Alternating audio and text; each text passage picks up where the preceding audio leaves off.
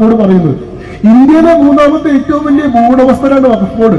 Ministry of defence കഴിഞ്ഞാൽ, ministry of railways കഴിഞ്ഞാൽ, ഇന്ന് ഇന്ത്യയിൽ ഏറ്റവും കൂടുതൽ ഭൂമി സ്വന്തമായി വെച്ചനുഭവിക്കുന്ന ഒരു ഭൂ ഉടമയായി മാറിയിരിക്കുകയാണ് വഖഫ് ബോർഡ്. 9 ലക്ഷം ഏക്കർ ഭൂമിയുടെ ഉടമസ്ഥൻ. പക്ഷെ ഇത് എങ്ങനെ സാധിച്ചു? എങ്ങനെയാണ് ഇത്രയേറെ ഭൂമി വഖഫ് ബോർഡുകളുടെ കീഴിലേക്ക് വന്നത്? ചരിത്രം ഞാൻ പറയുന്നില്ല. ഒരു കാലഘട്ടത്തിൽ എങ്ങനെയാണ് ഇവിടെ വഖഫ് ഭൂമി ഉണ്ടായത്? 1887 ഒന്നാം സ്വാതന്ത്ര്യ യുദ്ധത്തിന് ശേഷം എങ്ങനെയാണ് സർ സയ്യിദ് അഹമ്മദ് ഖാന്റെ നേതൃത്വത്തിൽ ഇസ്ലാമിക സമൂഹവും ബ്രിട്ടീഷുകാരും തമ്മിൽ ഒരു ട്രൂസ് ഉണ്ടാവുന്നത്? അതിന്റെ ഭാഗമായിട്ട് എങ്ങനെയാണ് അലിഗർ മുസ്ലിം സർവകലാശാല ഉണ്ടാവുന്നത്? എങ്ങനെയാണ് മുസ്ലിം ലീഗ് എന്ന് പറയുന്ന ഒരു പാർട്ടി ഉണ്ടാവുന്നത്? അവരെങ്ങനെയാണ് ബംഗാൾ വിഭജനത്തെ പിന്തുണയ്ക്കുന്നത്? അവരെങ്ങനെയാണ് ഒന്നാലക മഹായുദ്ധ കാലത്ത് ബ്രിട്ടീഷ് ആർമിയിലേക്ക് ഇന്ത്യൻ സൈനികരെ റിക്രൂട്ട് ചെയ്യാൻ വേണ്ടി ക്യാമ്പുകൾ നടത്തിയിരുന്നത്? ഇതിന്റെ പ്രത്യുപകാരമായിട്ട് എങ്ങനെയാണ് 1913 ആദ്യത്തെ വഖഫ് നിയമം, മുസൽമാൻ വഖഫ് ആക്ട് ഓഫ് 1913 ഉണ്ടായത് എങ്ങനെയാണ്? ഈ ചരിത്രമൊന്നും ഞാൻ പറയുന്നില്ല. ഞാൻ സ്വതന്ത്ര ഇന്ത്യയുടെ കഥ മാത്രം പറയാം. 1995 നമ്മുടെ പാർലമെന്റ് പാസ്സാക്കിയിട്ടുള്ള വഖഫ് നിയമം നിലവിൽ വരുന്ന സമയത്ത് ഇന്ത്യയിൽ ആകെ വഖഫ് ഭൂമിയുടെ എക്സ്റ്റെന്റ് 4.5 lakh ഏക്കേഴ്സ് ആണ്. 4.5 ലക്ഷം ഏക്കർ അന്ന് വഖഫ് സർവേ നടത്തിയിട്ടുണ്ട്. നിങ്ങൾ പാസ്സാക്കുന്ന എത്ര ഭൂമിയാണ് വഖഫ് ഭൂമി എന്ന് പറയണല്ലോ. 4.5 ലക്ഷം ഏക്കർ ഭൂമിയായിരുന്നു 1995 ഇന്ത്യയുടെ വഖഫ് ഭൂമിയുടെ ആകെ എക്സ്റ്റെന്റ്. എന്നാൽ 2006 രജീന്ദ്ര സച്ചാർ കമ്മിറ്റി റിപ്പോർട്ട് സമർപ്പിക്കുന്ന ഘട്ടത്തിൽ ഇന്ത്യയിലുള്ള മുസ്ലിം സമൂഹത്തിന്റെ പിന്നോക്കാവസ്ഥയെ പറ്റി പഠിക്കാൻ വേണ്ടി കേന്ദ്ര സർക്കാർ ചുമതലപ്പെടുത്തിയിട്ടുള്ള കമ്മീഷനാണ് Rajindar Sachar committee report. Rajindar Sachar committee 2006 report file ചെയ്തു. ആ റിപ്പോർട്ടിനോടൊപ്പം ഇന്ത്യയുടെ വഖഫ് സർവേ അദ്ദേഹം സമർപ്പിക്കുന്നുണ്ട്. അന്ന് 2006 ഇന്ത്യയുടെ ആകെ വഖഫ് ഭൂമിയുടെ എക്സ്റ്റെന്റ് 6 ലക്ഷം ഏക്കർ. അപ്പൊ 11 വർഷം കൊണ്ട് 1.5 ലക്ഷം ഏക്കർ കൂടി. 4 ലക്ഷം ഏക്കറിൽ നിന്ന് 6 ലക്ഷം ഏക്കറിലേക്ക് മാറി. 2024 നമ്മുടെ പാർലമെന്റ് ഇപ്പോൾ വഖഫ് ഭേദഗതി നിയമങ്ങൾ ചർച്ച ചെയ്തുകൊണ്ടിരിക്കുന്ന ഘട്ടത്തിൽ ഇന്ത്യയിൽ ആകെ വഖഫ് ഭൂമിയുടെ എക്സ്റ്റെന്റ് എത്രയായി? 9 ലക്ഷം ഏക്കർ. 1995 4.5 ലക്ഷം ഏക്കർ 30 കൊല്ലം കൊണ്ട് ഇരട്ടിയായിട്ട് 9 ലക്ഷം ഏക്കറായി മാറുന്ന മഹേന്ദ്രജാലം. എന്താണ് ഈ പ്രതിഭാസത്തിന്റെ പിന്നിലുള്ള അത്ഭുതം? ആ പ്രതിഭാസത്തിന്റെ പിന്നിലെ അത്ഭുതമാണ് ഇന്ത്യയിലെ വഖഫ് ആക്ട് ഓഫ് 1995. ഏത് ഭൂമിയും വഖഫ് ഭൂമിയാക്കി മാറ്റാനുള്ള അനിയന്ത്രിതവും അന്യായവുമായ അധികാരങ്ങൾ കൊടുത്തുകൊണ്ട് നമ്മൾ സ്ഥാപിച്ചിട്ടുള്ള വഖഫ് ബോർഡ് എന്ന് പറയുന്ന സ്ഥാപനം ഏത് ഭൂമിയും എന്താണ് മറ്റേ സിനിമയിൽ മോഹൻലാൽ പറയുന്ന പോലെ കണ്ണിൽ കണ്ടതും സ്വപ്നം കണ്ടതും മോഹം തോന്നിയതും ഒക്കെ ആയിട്ടുള്ള ഏത് ഭൂമിയും നാളെ വഖഫ് ഭൂമിയാണെന്ന് വഖഫ് ബോർഡ് പറഞ്ഞു കഴിഞ്ഞാൽ അതിനെ ചോദ്യം ചെയ്യാൻ ഈ രാജ്യത്തെ സാധാരണക്കാരായിട്ടുള്ള മനുഷ്യർക്ക് യാതൊരു നിവൃത്തിയില്ലാത്ത പോലെ ന്യായത്തിന്റെ കണിക പോലും ഇല്ലാത്തൊരു നിയമം നമ്മൾ ഉണ്ടാക്കി വെച്ചിരിക്കുക. ആനന്ദരംഗനാഥന്റെ പ്രസിദ്ധമായിട്ടുള്ള ഒരു പുസ്തകമുണ്ട്, ഹിന്ദുസ് ഇൻ ഹിന്ദു രാഷ്ട്രം. ഹിന്ദു രാഷ്ട്രത്തിലെ ഹിന്ദുക്കളുടെ അവസ്ഥയെ പറ്റി പറയുന്ന പുസ്തകം. എങ്ങനെയാണ് ഹിന്ദുക്കൾ ഇന്ത്യയിൽ 8th ക്ലാസ് സിറ്റിസൺസ് ആയത്? How Hindus are 8th class citizens in their own country എന്നാണ് ആനന്ദരംഗനാഥൻ പറയുന്നത്. 8 കാരണങ്ങൾ അദ്ദേഹം പറയുന്നത്. ചരിത്രമൊന്നുമല്ല, ഇന്ത്യയുടെ ജനാധിപത്യ ഇന്ത്യയിലെ നിയമങ്ങൾ വെച്ചുകൊണ്ട് ഇത്തരത്തിൽ നിയമങ്ങൾ നിലനിൽക്കുന്ന രാജ്യത്ത് ഒരിക്കലും നിങ്ങൾക്ക് തുല്യത ഉണ്ടാവില്ല.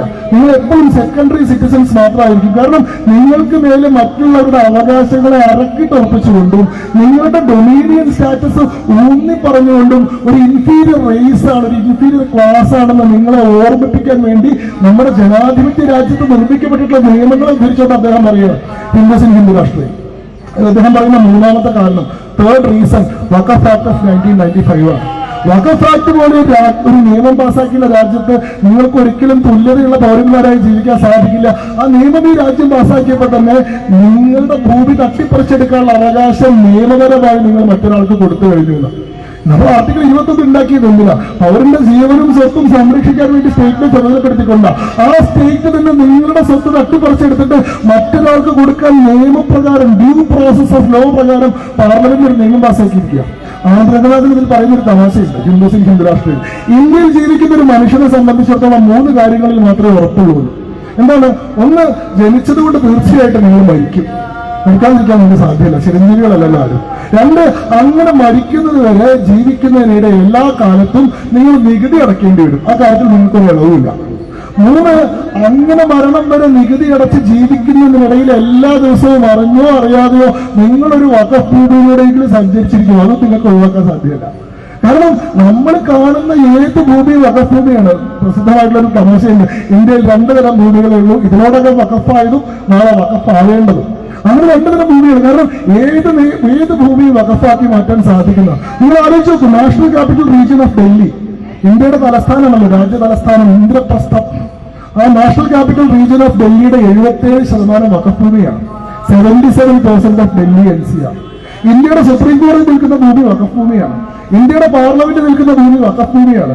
സെൻട്രൽ വിസ്ത നിൽക്കുന്ന ഭൂമി വഖഫ് ഭൂമിയാണ്. സെൻട്രൽ സെക്രട്ടേറിയറ്റ് സൗത്ത് ബ്ലോക്ക് നിൽക്കുന്ന ഭൂമി വഖഫ് ഭൂമിയാണ്. ബാംഗ്ലൂരിലെ റേസ് കോഴ്സ് വഖഫ് ഭൂമിയാണ്. തമിഴ്നാട്ടിലെ മറീന ബീച്ച് വഖഫ് ഭൂമിയാണ്. ഏറ്റവും അവസാനം ഇപ്പൊ മഹാരാഷ്ട്ര വഖഫ് ബോർഡിന്റെ നോട്ടിഫിക്കേഷൻ പ്രകാരം ഇന്ത്യയിലെ ഏറ്റവും വലിയ ധനികന്മാരായിട്ടുള്ള അംബാനിമാർ താമസിക്കുന്ന അവരുടെ വീടുണ്ടല്ലോ മറൈൻ ഡ്രൈവിൽ അന്റീലിയ വഖഫ് ഭൂമി എന്നാ പറയുന്നത്. അംബാനിക്ക് ഒരു നിവൃത്തിയില്ല, പിന്നെയാണ് സാധാരണക്കാരായിട്ടുള്ള ഗതിയില്ലാത്ത നമുക്ക് ഏത് ഭൂമിയും വഖഫ് ഭൂമിയാണ്. അതെങ്ങനെയാ സാധിക്കുന്നതെന്ന് വെച്ച് കഴിഞ്ഞാൽ ഒരു ഭൂമി വഖഫാണോ അല്ലയോ എന്ന് നിശ്ചയിക്കാനുള്ള അധികാരം ഈ നിയമത്തിൽ വഖഫ് ബോർഡിന് തന്നെ കൊടുത്തിരിക്കുന്നു. Section 40 of Waqf Act. In case of a question whether a property is a waqf or not, the Waqf Board may itself decide. ഏതെങ്കിലും ഒരു ഭൂമി വഖഫ് ഭൂമിയാണോ അല്ലയോ എന്നൊരു തർക്കമുടലെടുക്കുന്ന സാഹചര്യത്തിൽ വഖഫ് ബോർഡ് സ്വന്തം നിലയിൽ പരിശോധനകൾ നടത്തി അതിന് മതിയെന്ന് തോന്നുന്ന നടപടിക്രമങ്ങൾ പൂർത്തീകരിച്ചതിന് ശേഷം അതിന് സ്വയമേവ നിശ്ചയിക്കാൻ ഒരു ഭൂമി വഖഫ് ഭൂമിയാണോ ഇറ്റ് മേ ഇറ്റ്സെൽഫ് ഡിസൈഡ്. ഏതെങ്കിലും ഒരു നിയമത്തിൽ ഇങ്ങനെ ഒരു പ്രൊവിഷൻ ഉണ്ടാവുമോ? ഇത് സാമാന്യ നീതിയുടെ ലംഘനമാണ്. നാച്ചുറൽ ജസ്റ്റിസ് പ്രിൻസിപ്പിൾസിന്റെ വയലേഷനാണ്. എന്താ natural justice principle? Natural justice principle എന്ന് പറഞ്ഞാൽ nobody shall be a judge in his own cause. ഒരാൾ ഉൾപ്പെട്ടിട്ടുള്ള തർക്കത്തിൽ അയാൾ തന്നെ ന്യായാധിപനാവാൻ പാടില്ല. ന്യായാധിപനാവുന്ന ആരായിരിക്കണം? നിഷ്പക്ഷനായ സ്വതന്ത്രനായ രണ്ടു കൂട്ടർക്കും അംഗീകരിക്കാൻ കഴിയുന്ന ഒരു മൂന്നാമനായിരിക്കണം മധ്യസ്ഥനാവുന്നത്. ഞാനും നിങ്ങളും തമ്മിലൊരു തർക്കമുണ്ട്. ആ തർക്കത്തിൽ നിങ്ങളെ ന്യായാധിപനാക്കി കഴിഞ്ഞാൽ എനിക്ക് അവിടെ നീതി കിട്ടും. അതല്ല, നമ്മൾ നമ്മുടെ തർക്കത്തിൽ ഞാനാണ് ന്യായാധിപനെങ്കിൽ നിങ്ങൾക്ക് അവിടെ നീതി കിട്ടും. ഞാൻ എന്നോട് പക്ഷപാതിത്വം കാണിക്കില്ലേ? എന്റെ സ്വാർത്ഥത, എന്റെ വ്യക്തിപരമായിട്ടുള്ള താല്പര്യം ഞാൻ കാണിക്കില്ലേ? ഇവിടെ വഖഫ് ഭൂമിയുടെ എക്സ്റ്റെന്റ് കൂടേണ്ടത് ആരുടെ ആവശ്യമാണ്? വഖഫ് ബോർഡിന്റെ ആവശ്യമാണ്. അപ്പൊ ഒരു ഭൂമി വഖഫാണോ അല്ലയോ നിശ്ചയിക്കാനുള്ള അധികാരം നിങ്ങൾ വഖഫ് ബോർഡിന് തന്നെ കൊടുത്താൽ എന്താണ് സംഭവിക്കുന്നത്? അങ്ങനെ കൊടുത്തുകൊണ്ടാണ് സംഭവിച്ചത് 1995 4 ലക്ഷം ഏക്കർ ഉണ്ടായിരുന്ന ഭൂമി 2024 ആയപ്പോഴേക്ക് എത്ര ഏക്കർ ഭൂമിയായി? 9 ലക്ഷം ഏക്കർ ഭൂമിയായി മാറി എന്നുള്ളതാണ്. ഈ നിയമത്തിലെ പ്രൊവിഷൻസ് എല്ലാം വിചിത്രമാണ്. എങ്ങനെയാണ് ഒരു സ്വതന്ത്ര പരമാധികാര മതേതര രാജ്യം ഇങ്ങനെ ഒരു നിയമം പാസ്സാക്കിയതെന്ന് പലപ്പോഴും നമുക്ക് അത്ഭുതം തോന്നും ഓരോ സെക്ഷൻസ് എടുത്ത് പരിശോധിച്ചു കഴിഞ്ഞാൽ. കാരണം വഖഫിന്റെ മൗലികമായിട്ടുള്ള സങ്കല്പത്തിന് പോലും എതിരായിട്ടാണ്. ഇസ്ലാമിക നിയമത്തിൽ പോലും വഖഫിന് ഇത്രയേറെ അധികാരങ്ങൾ കൊടുക്കുന്ന ഒരു വകുപ്പില്ല. ഇസ്ലാമിലുള്ള വഖഫിന്റെ സങ്കല്പം എന്താണ് വഖഫ് എന്ന് പറഞ്ഞില്ല? വഖഫ് എന്നുള്ള വാക്കിന്റെ അർത്ഥം തന്നെ ഞാൻ പറയുന്നത് കേൾക്കുന്നില്ല. അതുണ്ടോ? നാട്ടിലേക്കൊക്കെ കേൾക്കുന്നുണ്ടോ? അതോ ഭജനയാണോ കേൾക്കുന്നത്? ശരി ശരി ഭജനയോട് നിർത്താനും പറയാൻ വയ്യ അല്ലേ? അങ്ങനെ അതെന്താണെന്ന് വെച്ചാൽ സാധാരണഗതിയിൽ ഇസ്ലാമിക നിയമപ്രകാരം വഖഫ് എന്നുള്ള വാക്കിന്റെ അർത്ഥം തന്നെ പ്രൊഹിബിഷൻ എന്നാണ്, നിരോധനം. അതായത് നിങ്ങൾ ഒരിക്കൽ ഒരു കാര്യം വഖഫാക്കി മാറ്റിക്കഴിഞ്ഞാൽ പിന്നീട് ആ ഭൂമി മറ്റൊരാവശ്യത്തിന് വേണ്ടി ഉപയോഗിക്കാൻ കഴിയില്ല എന്നാണ്. ഇസ്ലാമിക് നിയമത്തിൽ എന്താണ്? Permanent dedication of a property, movable or immovable property for a pious, religious or charitable purpose. പയസ്സായ, റിലീജിയസ് ആയിട്ടുള്ള, ചാരിറ്റബിൾ ആയിട്ടുള്ള എന്തെങ്കിലും ഒരു ലക്ഷ്യത്തിന് വേണ്ടി നിങ്ങളൊരു ഭൂമി നീക്കി വെക്കുന്നതിനാണ്. അങ്ങനെ നീക്കി വെച്ച് കഴിഞ്ഞാൽ പിന്നെ അത് ആരുടെ ഭൂമിയാണ്? പിന്നെ അത് അള്ളാഹുവിന്റെ ഭൂമിയാണെന്നാണ് സങ്കല്പം. അതുകൊണ്ട് തന്നെ ആ ഭൂമിക്ക് മേലെ നിരന്തരമായിട്ടുള്ള നിരോധനം വന്നു കഴിഞ്ഞു. പിന്നീട് മറ്റൊരാവശ്യത്തിന് വേണ്ടി നിങ്ങൾക്ക് ആ ഭൂമി ഉപയോഗിക്കാൻ കഴിയില്ല. Once a waqf always a waqf. അങ്ങനെ അർത്ഥം. ഒരിക്കലത് വഖഫാണെങ്കിൽ പിന്നെ എല്ലാ കാലത്തും അത് വഖഫാണെന്നുള്ള. പക്ഷെ അങ്ങനെ വഖഫ് ആവണമെങ്കിൽ ചില നിർബന്ധമായിട്ടുള്ള കണ്ടീഷൻസ് ഇസ്ലാമിക നിയമത്തിൽ പോലും പറയുന്നുണ്ട്. വഖഫ് അലൽ ഔലാദാണ് ദാരിദ്ര്യ വഖഫ്. എന്താണ് വഖഫ് അലൽ ഔലാദ്? അങ്ങനെ ഈ പറയുന്ന വഖഫ് അലൽ ഔലാദ് മാത്രമേ ന്യായമായിട്ടുള്ള വഖഫ് ആവുന്നുള്ളൂ. വഖഫ് അലൽ ഔലാദ് ആവണമെങ്കിൽ എന്ത് വേണം? 3 കണ്ടീഷൻസ് സാറ്റിസ്ഫൈ ചെയ്യണം. ഒന്ന്, ഈ വഖഫ് നടത്തുന്ന ആള് ഒരു പ്രാക്ടീസിങ് മുസ്ലിം ആയിരിക്കണം. മുസ്ലിം ആയിട്ടുള്ള ആൾക്ക് മാത്രമേ വഖഫ് ചെയ്യാൻ പറ്റുള്ളൂ. അള്ളാഹുവിന്റെ ഭൂമിയാണെങ്കിൽ ആദ്യം അള്ളാഹുവിനെ വിശ്വസിക്കണ്ടേ? അള്ളാഹുവിന് വിശ്വാസമില്ലാത്ത ആൾക്ക് അള്ളാഹുവിന് സ്ഥിരമായിട്ട് ഭൂമി കൊടുക്കാൻ പറ്റും. ആദ്യം പ്രാക്ടീസിങ് മുസ്ലിം ആവണം. 2, ഈ വഖഫ് ചെയ്യുന്ന ഭൂമി ഇയാളുടെ ഭൂമിയായിരിക്കണം. ആരാന്റെ ഭൂമി കൊണ്ട് വഖഫ് ചെയ്യാൻ പറ്റില്ല. അവനവന് അർഹതപ്പെട്ട, അധികാരപ്പെട്ട, അവന് രേഖ കൊണ്ടും തെളിവ് കൊണ്ടും സാക്ഷി കൊണ്ടും എന്റെയാണെന്ന് തെളിയിക്കാൻ കഴിയുന്ന ഭൂമി മാത്രമേ വഖഫ് ചെയ്യാൻ കഴിയൂ. 3, ഈ വഖഫ് നടത്തിയതിന് എന്താണ്? പ്രോപ്പറായിട്ടുള്ള വിറ്റ്നസ് വേണം, പ്രോപ്പറായിട്ടുള്ള ഡോക്യുമെന്റേഷൻ വേണം, അല്ലെങ്കിൽ പ്രോപ്പറായിട്ടുള്ള എവിഡൻസ് വേണം, സാക്ഷികൾ വേണം. ഈ 3 കാര്യങ്ങളുണ്ടെങ്കിൽ ഇസ്ലാമിക നിയമപ്രകാരം ഒരാളുടെ പെർമനന്റ് ഡെഡിക്കേഷൻ എന്തായി കണക്കാക്കുള്ളൂ? വഖഫായി കണക്കാക്കുള്ളൂ. ഇന്ത്യൻ നിയമപ്രകാരം ഇത് 3 ആവശ്യമില്ല.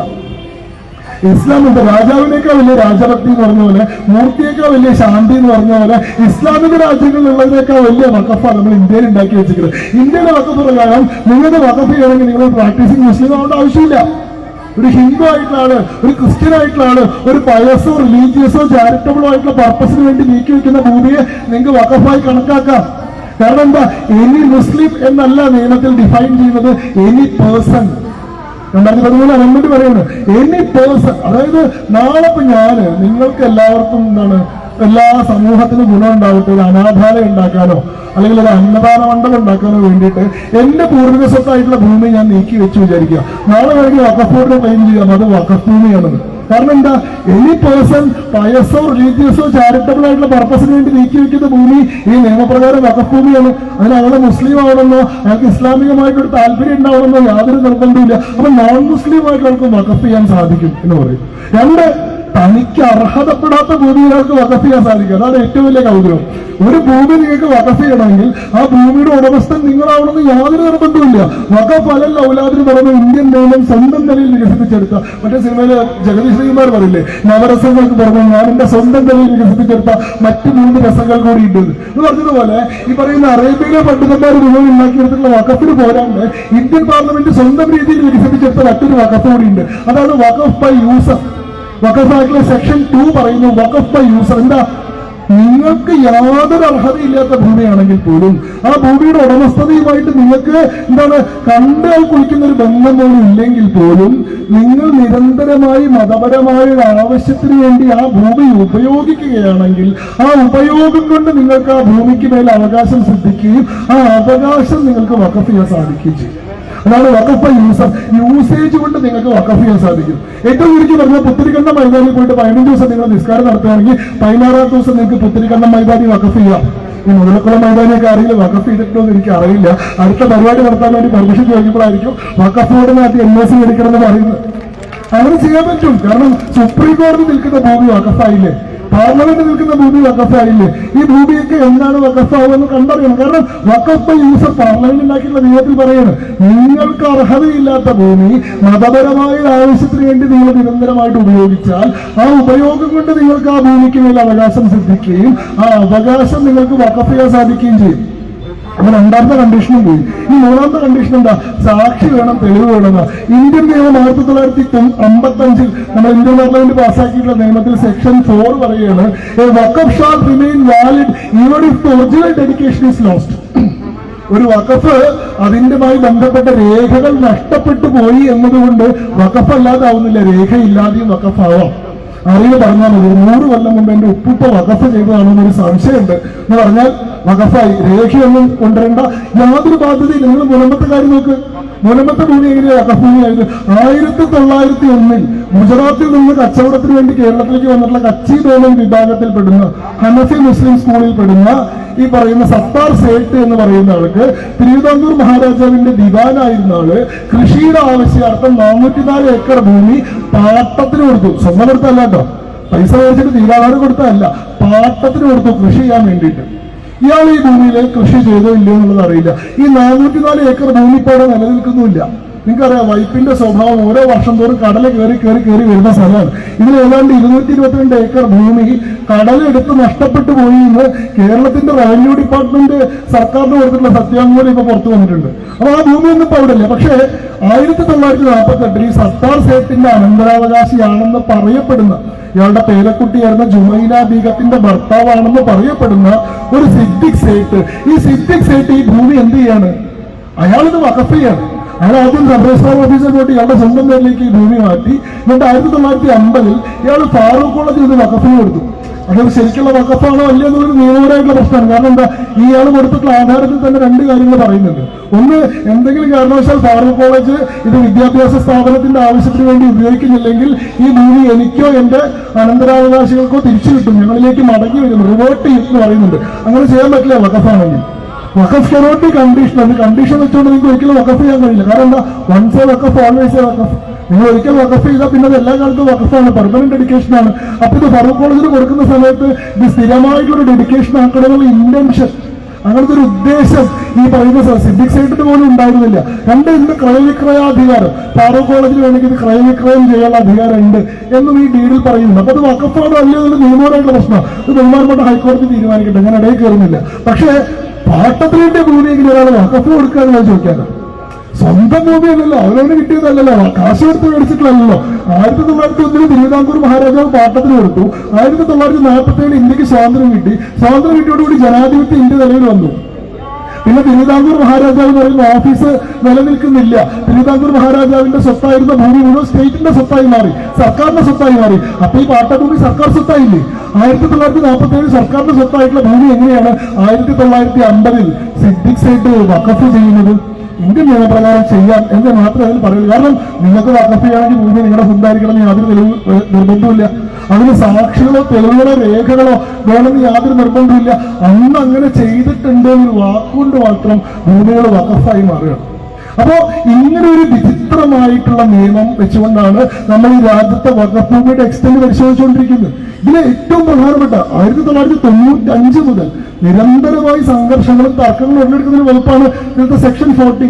ഞാൻ നേരത്തെ പറഞ്ഞാൽ in case of a question whether a properties a waqf or not the Waqf board may itself decide എന്നൊരു നിയമം സെയിനായിട്ടുള്ള ഒരു പാർലമെന്റ്, തലയ്ക്ക് വെളിയുള്ള നിയമനിർമ്മാതാക്കളുള്ള ഒരു പാർലമെന്റ് നിർമ്മിക്കുമോ?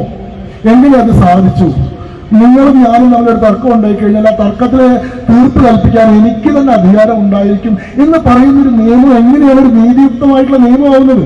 അപ്പോ ഇതുമായി ബന്ധപ്പെട്ട തർക്കം. പക്ഷെ ഇത് മാത്രമല്ല, സെക്ഷൻ 40 മാത്രമല്ല. സെക്ഷൻ 40 അതിനകത്ത് ഒരു പ്രശ്നക്കാരനായിട്ടുള്ള വകുപ്പ് മാത്രമാണ്. എല്ലാ വകുപ്പുകളും പറയാനുള്ള സമയം ഉണ്ടാവുമെന്ന് അറിയില്ല.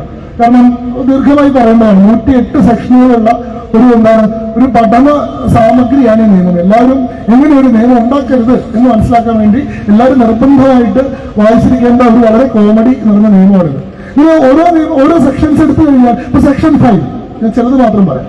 സെക്ഷൻ 5 ഉണ്ട്. എന്താണ്? പണ്ട് 1955 നിയമത്തിൽ ഏതെങ്കിലും ഭൂമി വഖഫാണോ അല്ലയോ എന്ന് അറിയണമെങ്കിൽ സർവേ നടത്തണം. അതിനുവേണ്ടി സർവേ കമ്മീഷണറെ അപ്പോയിന്റ് ചെയ്യണം. ഈ സർവേ നടത്താനുള്ള ചെലവ് ആര് വഹിക്കണം എന്നായിരുന്നു? മുത്തവല്ലി വഹിക്കണം എന്നായിരുന്നു. മുത്തവല്ലി എന്ന് പറഞ്ഞു കഴിഞ്ഞാൽ ഇതില് എന്താണ്? ട്രസ്റ്റി. ഇത് ശരിക്കും ബേസിക്കലി ഇന്ത്യൻ ട്രസ്റ്റ് ആക്ട് തന്നെയാണ്. ഇതിലേക്ക് ഒരു വഖഫ് നിയമമൊന്നും ആവശ്യമില്ല. പല ആളുകളും ചോദിക്കുന്നു. ഇപ്പൊ ജോയിന്റ് പാർലമെന്ററി കമ്മിറ്റിക്ക് മുമ്പിൽ ഏറ്റവും കൂടുതൽ നിർദ്ദേശങ്ങൾ വന്നിട്ടുള്ളത് ഈ വഖഫ് അമെന്റ്മെന്റ് ആവശ്യമില്ല, വഖഫ് ഭേദഗതി ആവശ്യമില്ല, വഖഫ് അങ്ങോട്ട് റിപ്പീൽ ചെയ്താൽ മതി, പൂർണ്ണമായിട്ട് നിയമങ്ങൾ അസാധ്യമാക്കിയാൽ മതി, റദ്ദാക്കിയാൽ മതി. ഇത് എന്തിനാണ് ഇത്ര ഒരു കെട്ട നിയമത്തെ പരിഷ്കരിച്ച് കുളിപ്പിച്ച് കുട്ടപ്പനാക്കി സുന്ദരനാക്കി എടുക്കുന്നത്? ഇതൊരു തെറ്റായ നിയമമാണ്. ആ നിയമം കൂടെ പിൻവലിച്ചാൽ പോരെ. കാരണം ഇവിടെ ആളുകൾക്ക് ഒരു ഭൂമി ഒരു പയസോ റിലീജിയസോ ചാരിറ്റബിൾ ആയിട്ടുള്ള പർപ്പസിന് വേണ്ടി നീക്കി വെക്കണമെങ്കിൽ വഖഫ് നിയമത്തിലൂടെ പറ്റുള്ള അവസ്ഥയൊന്നുമില്ല. ഹിന്ദുക്കള് അവരുടെ ചാരിറ്റബിൾ പർപ്പസിന് വേണ്ടിയിട്ട് ഭൂമി മാറ്റി വെക്കുന്നില്ലേ? കുടുംബ സ്വത്ത് അല്ലെങ്കിൽ കുടുംബക്ഷേത്രത്തിന്റെ പരിപാലനത്തിന് വേണ്ടി എന്താ ചെയ്യുന്നത്? ട്രസ്റ്റ് നിർമ്മിച്ചിട്ട് ട്രസ്റ്റിന്റെ കീഴിലേക്ക് ആക്കുന്നു അല്ലെ? ക്രിസ്ത്യാനികളായിട്ടുള്ള ആളുകൾ പയസോ റിലീജിയസോ ചാരിറ്റബിൾ ആയിട്ടുള്ള പർപ്പസിന് വേണ്ടി ഭൂമിയോ മറ്റു സ്വത്തുക്കളോ നീക്കി വെക്കുന്നില്ലേ? അതിന് പ്രത്യേക ക്രിസ്ത്യൻ നിയമമുണ്ടോ? ഇല്ല. എങ്ങനെ നീക്കി വെക്കുന്നത്? ഇന്ത്യൻ ട്രസ്റ്റ് ആക്ട് പ്രകാരം ചെയ്യുന്നു, അല്ലെങ്കിൽ സൊസൈറ്റീസ് രജിസ്ട്രേഷൻ ആക്ട് പ്രകാരം ചെയ്യുന്നു, അല്ലെങ്കിൽ NGO നിർമ്മിക്കാനുള്ള നിയമപ്രകാരം ചെയ്യുന്നു. പിന്നെ എന്തിനാണ് ഒരു വിഭാഗത്തിന് മാത്രം ഇത്തരത്തിൽ ഭൂമി നീക്കി വെക്കാൻ വേണ്ടി മതപരമായിട്ടൊരു നിയമം? മതപരമായിട്ടൊരു നിയമം തന്നെ ആവശ്യമില്ലല്ലോ. പക്ഷെ ഈ പറയുന്ന മറ്റ് ഇസ്ലാമിക രാജ്യങ്ങളിൽ പോലും ഇല്ലാത്ത അനിയന്ത്രിതമായിട്ടുള്ള അധികാരങ്ങളോട് കൂടിയിട്ട് നമ്മളൊരു സംവിധാനത്തെ ഉണ്ടാക്കിയ. അപ്പൊ ട്രസ്റ്റിന്റെ സങ്കല്പത്തിൽ പറഞ്ഞാലും ട്രസ്റ്റ് ഉണ്ടാക്കുമ്പോൾ എന്താണ്? ഒരു ഡോണർ ഉണ്ടാവും, ഒരു ട്രസ്റ്റ് പ്രോപ്പർട്ടി ഉണ്ടാവും, ഒരു ട്രസ്റ്റി ഉണ്ടാവും. ഇതാണ് ഈ വഖഫ് നിയമത്തിൽ. ഈ ഭൂമി കൊടുക്കുന്ന ആളെ, നീക്കി വെക്കുന്ന ആളെ നമ്മൾ വാക്കിഫ് എന്ന് പറയും. അതേപോലെ തന്നെ ഈ നീക്കി വെച്ചിട്ടുള്ള ഭൂമിക്ക് വഖഫ് അല്ലെങ്കിൽ ഒക്കാഫ് എന്ന് പറയും. ആരാണോ ഇനി ആ ഭൂമിയുടെ മേൽനോട്ടവും നിയന്ത്രണവും അതിന്റെ ട്രസ്റ്റിഷിപ്പ് അതിന്റെ മാനേജ്മെന്റ് നിർവഹിക്കുന്നത് അയാളെ നമ്മൾ മുത്തവല്ലി എന്ന് പറയും. അയാളാണ് ഈ ഭൂമി നോക്കി നടത്തുന്നതും അതിൽ നിന്നുള്ള ആദായം എടുക്കുന്നതും അതുമായി ബന്ധപ്പെട്ട കണക്കുകൾ വഖഫ് ബോർഡിൽ സമർപ്പിക്കുന്നതും ഒക്കെ. പണ്ട് 55 നിയമത്തിലൊക്കെ ആണെങ്കിൽ ഈ പറയുന്ന വഖഫുമായി ബന്ധപ്പെട്ട സർവേ നടത്തണമെങ്കിൽ സർവേയുടെ ചെലവ് ആര് വഹിക്കണം എന്നായിരുന്നു? ഈ മുത്തവല്ലി വഹിക്കണം. ആരാണോ ഈ ഭൂമിയിൽ നിന്ന് ആദായം എടുക്കുന്നത്, ആരാണോ ഈ ഭൂമിയുടെ മേൽനോട്ടം നടത്തുന്നത്, അയാൾ വഹിക്കണമെന്നായിരുന്നു. 95 നിയമം വന്നപ്പോൾ നമ്മൾ എന്താക്കിയെന്നറിയോ? വഖഫ് പ്രോപ്പർട്ടിയുടെ സർവേയുടെ ചെലവ് സർക്കാർ വഹിക്കണം, സർക്കാർ ഖജനാവിൽ നിന്ന് വഹിക്കണം. അതായത് ഈ വഖഫ് ബോർഡ് എന്ന് പറയുന്ന സാധനം എന്താണ്? രാജ്യത്തുള്ള മുഴുവൻ ഭൂമി വഖഫാണോ അല്ലേ എന്ന് പറയുന്നത് അളന്നുകൊണ്ട് നടക്കുക. ഈ അളന്നുകൊണ്ട് നടക്കുന്നതിന്റെ കാശ് മുഴുവൻ സർക്കാരിന്റെ ഖജനാവിന് കൊടുക്കണം എന്നാണ് നിയമത്തിൽ സെക്ഷൻ 5 പറയുന്നത്. എന്തൊരു വിചിത്രമായിട്ടുള്ള നിയമമാണ്. അതേപോലെ തന്നെ സെക്ഷൻ 23 എന്ന് പറയുന്ന സെക്ഷൻ ഉണ്ട്. Appointment of chief executive officer of the waqf. അതായത് ഈ വഖഫിന്റെ തീരുമാനങ്ങൾ നടപ്പാക്കാൻ വേണ്ടി ചീഫ് എക്സിക്യൂട്ടീവ് ഓഫീസർ എന്ന് പറയുന്ന ഉദ്യോഗസ്ഥനെ നിയമിക്കാനുള്ള അനുമതിയുണ്ട്.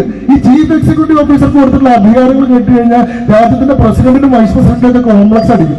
ഇത്രയും അധികാരം നമുക്ക് പോലും ഇല്ലല്ലോ.